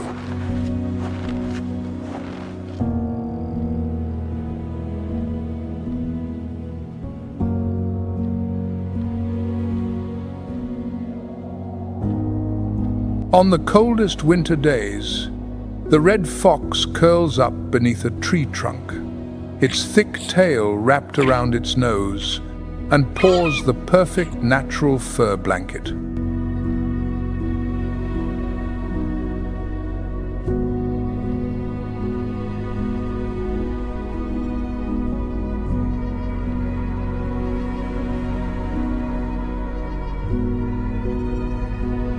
Unlike any other canid, the red fox can partially retract its claws, a cat-like trait that helps it grip slippery ice when pursuing prey.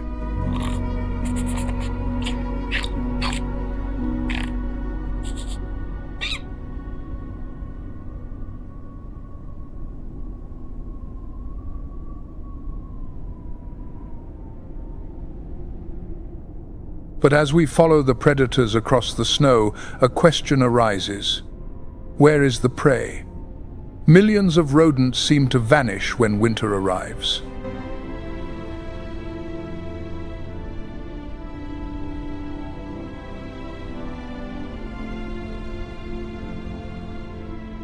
The answer lies right beneath our feet, just a few inches below the snow surface.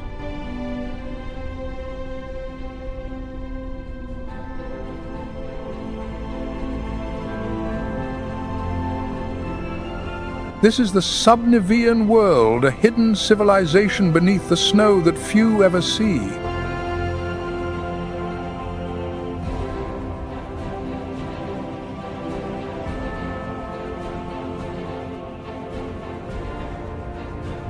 When snow accumulates to about 6 inches, something miraculous occurs.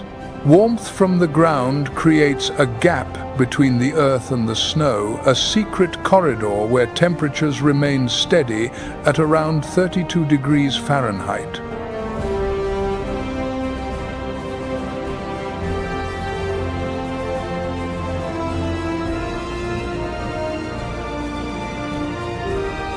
-32 degrees Fahrenheit below, while the snow surface above endures -40 degrees Fahrenheit, a difference of over 70 degrees across a distance of just a few feet.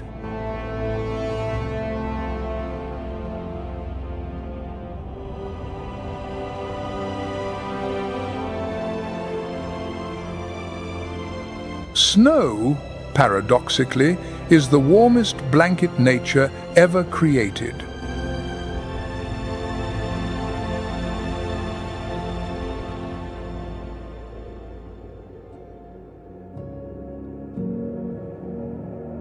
And within that warm world, voles and lemmings have built an entire underground city.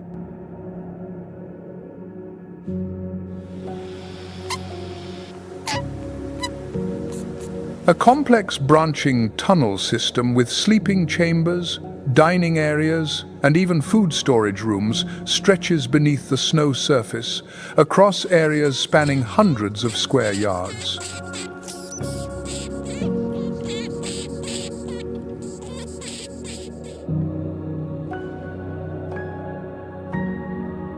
And most extraordinarily, lemmings breed in the dead of winter.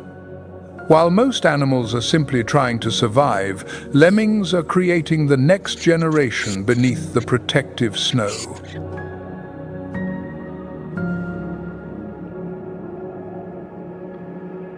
The lemming population boom and bust cycles, surging, then collapsing every 3 to 4 years, is the heartbeat of the entire Arctic winter ecosystem.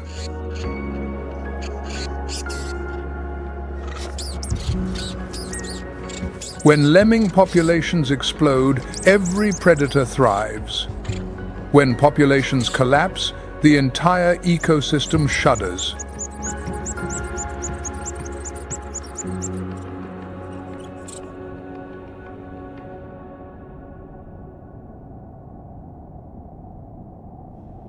But this underground world is no impenetrable paradise. From above, asymmetrically placed ears are listening.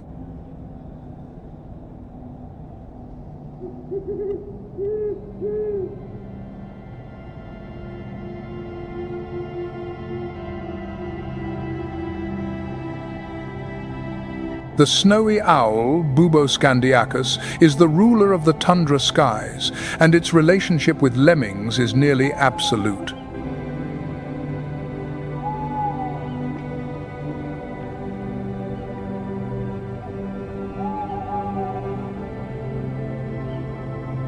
During breeding season, the snowy owl feeds almost exclusively on lemmings. The number of eggs it lays depends entirely on the lemming population. In boom years, the snowy owl lays more than 10 eggs. In crash years, it may not breed at all.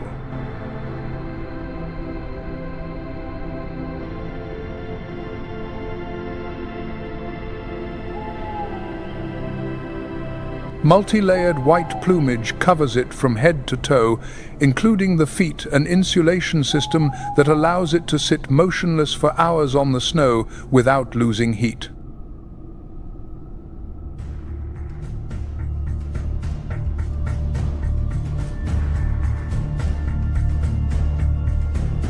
Its ears are positioned asymmetrically on the skull, allowing the snowy owl to pinpoint the exact location of sound in three-dimensional space.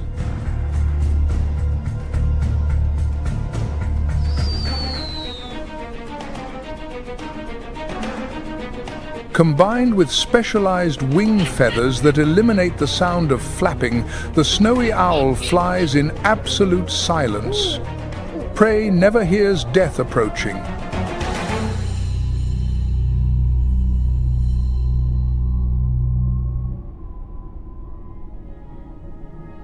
But if the snowy owl dominates the open tundra skies, deep within the taiga, another hunter is accomplishing what seems impossible.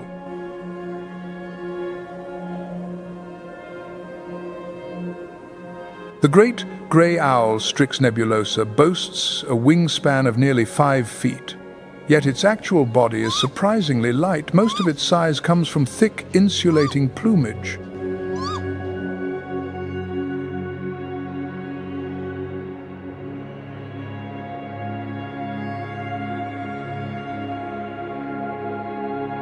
Its enormous disc-shaped face functions like a parabolic antenna, collecting and directing sound waves to its asymmetrically placed ears.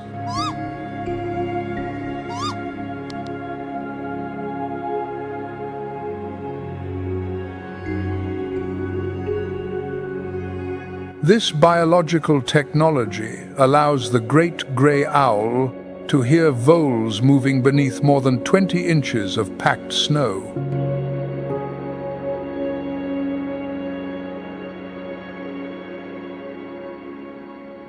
No radar, no technology, just 40 million years of evolution and a face designed perfectly to hear.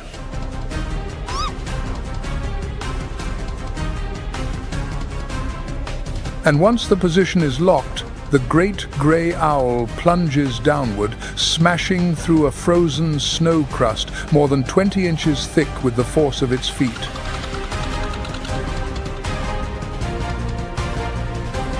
A wingspan of nearly 5 feet casts an enormous shadow gliding silently across the snow surface, like a phantom at midday.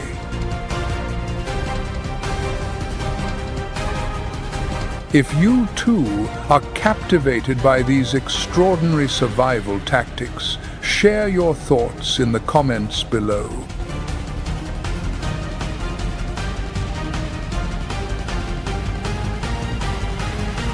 But some creatures choose an entirely different path, not enduring, not hiding, but leaving. And that departure is one of the most magnificent spectacles on the planet.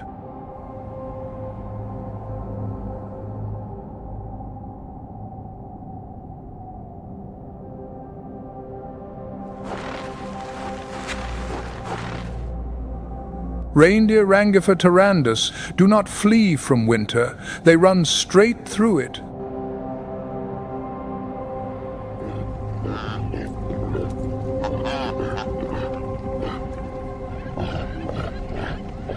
Each year, hundreds of thousands of reindeer undertake a migration spanning 600 to 750 miles along routes more ancient than human history.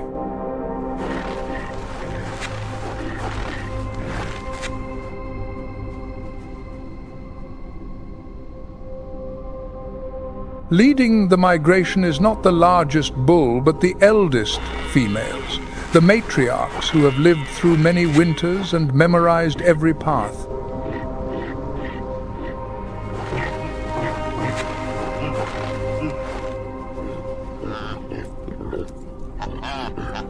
Their memories are living maps passed from generation to generation, not through genes, but through experience.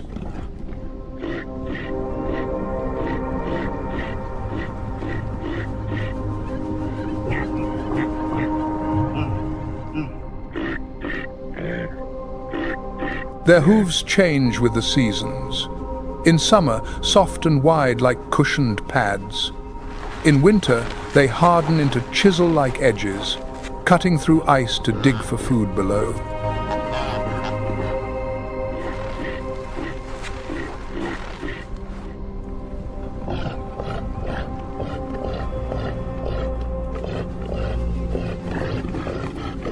The reindeer's nose is a biological marvel. Inside, it contains a complex network of coiled bones called turbinates that warm the frozen air before it reaches the lungs.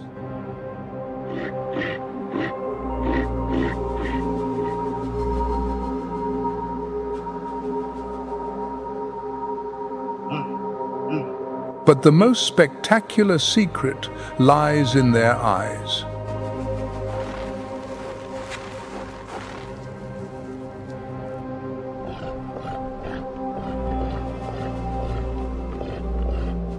In winter, reindeer eyes shift to a deep blue, a change that enhances light sensitivity during the months of near-total darkness.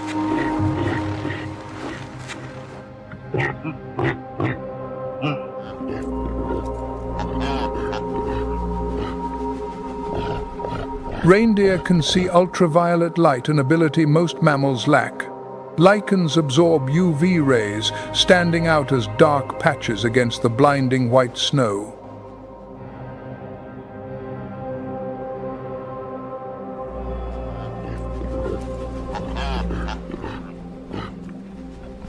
When a blizzard strikes mid-migration, thousands of reindeer press tightly together, forming a massive living mass that conserves heat for the herd.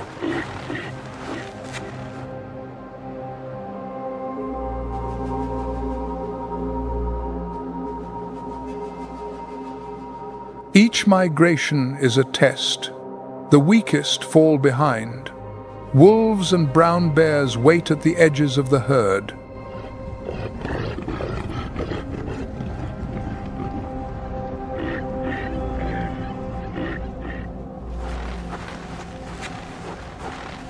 But the reindeer herd presses forward, not out of courage, but driven by a primal instinct stronger than fear that has propelled this species through thousands of generations.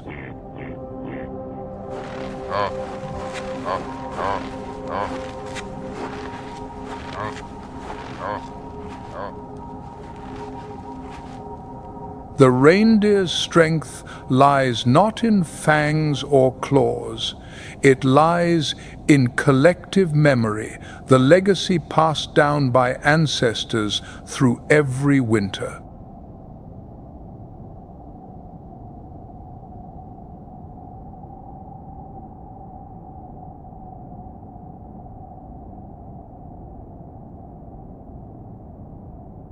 And when spring arrives,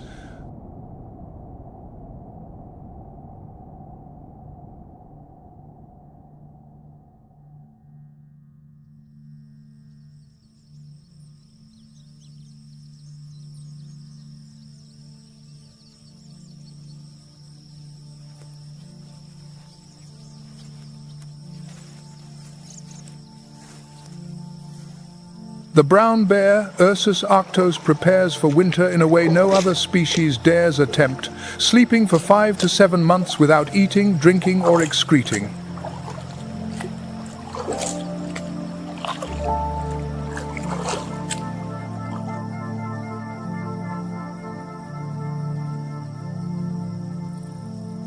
But before the sleep, the bear must complete a life-or-death mission.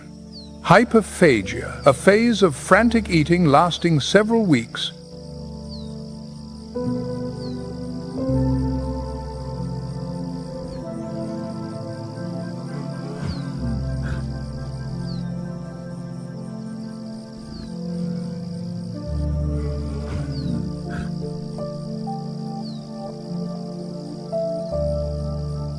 During this phase, the bear eats everything: salmon, berries, roots, insects, gaining 30 to 40% of its body weight.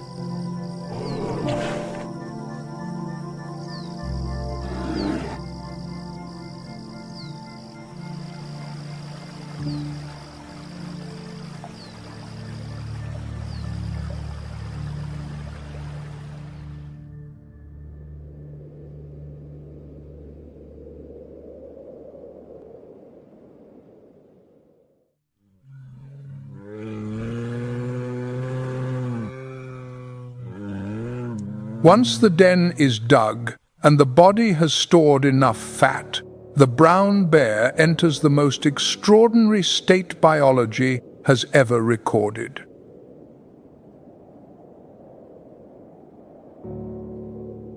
Heart rate drops from about 40 beats per minute to just 8.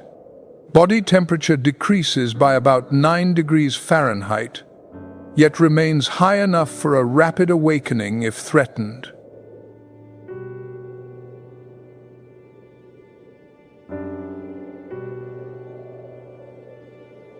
No eating, no drinking, no urination, no defecation. For 5 to 7 months, the bear's body recycles waste into protein, maintaining muscle mass without movement, something modern medicine still cannot replicate in humans.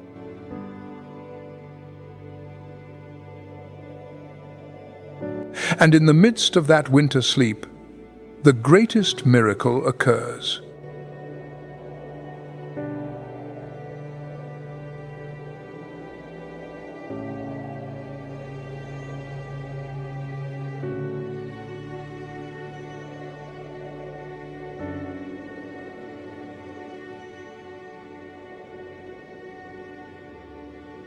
In January, the mother bear gives birth blind, hairless cubs weighing only 10 to 14 ounces, smaller than a can of soda.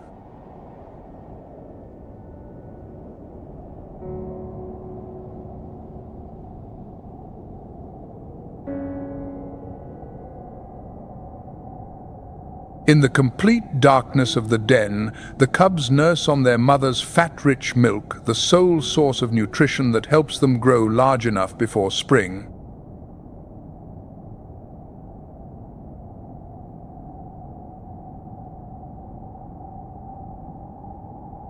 The mother nurses her cubs without eating, sacrificing her own energy reserves to nourish the next generation.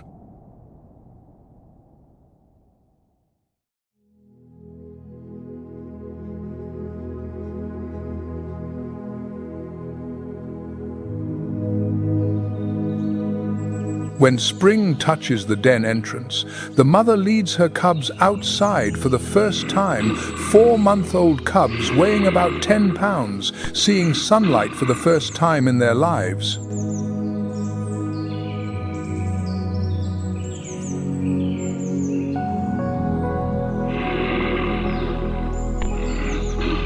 The world outside is vast and full of danger.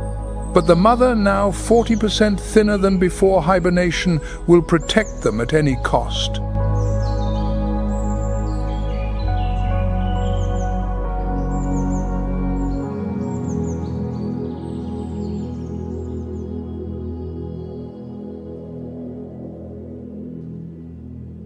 The Russian winter is the most ancient test that nature has ever set, and every species on this land has written a different answer.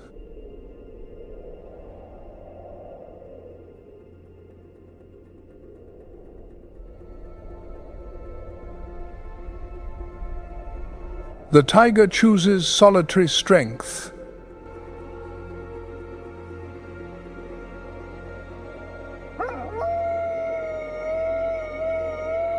The wolf chooses unity.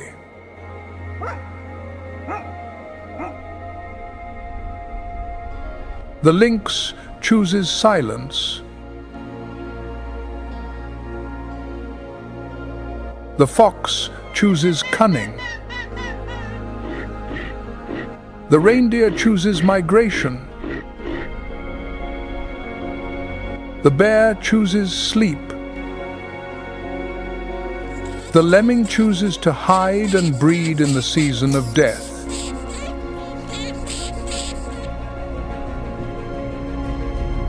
All are different, but all answer the same question. How do you survive when everything around you wants to extinguish life?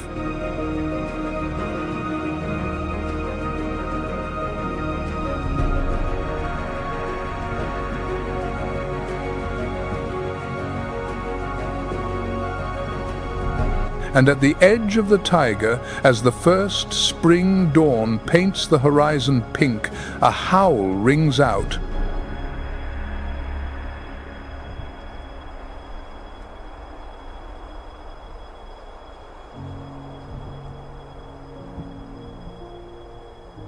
The howl of a wolf, the very howl that opened this story. But this time, it is no longer a call to war. It is a call of life, confirming that the pack endures, that winter has not won.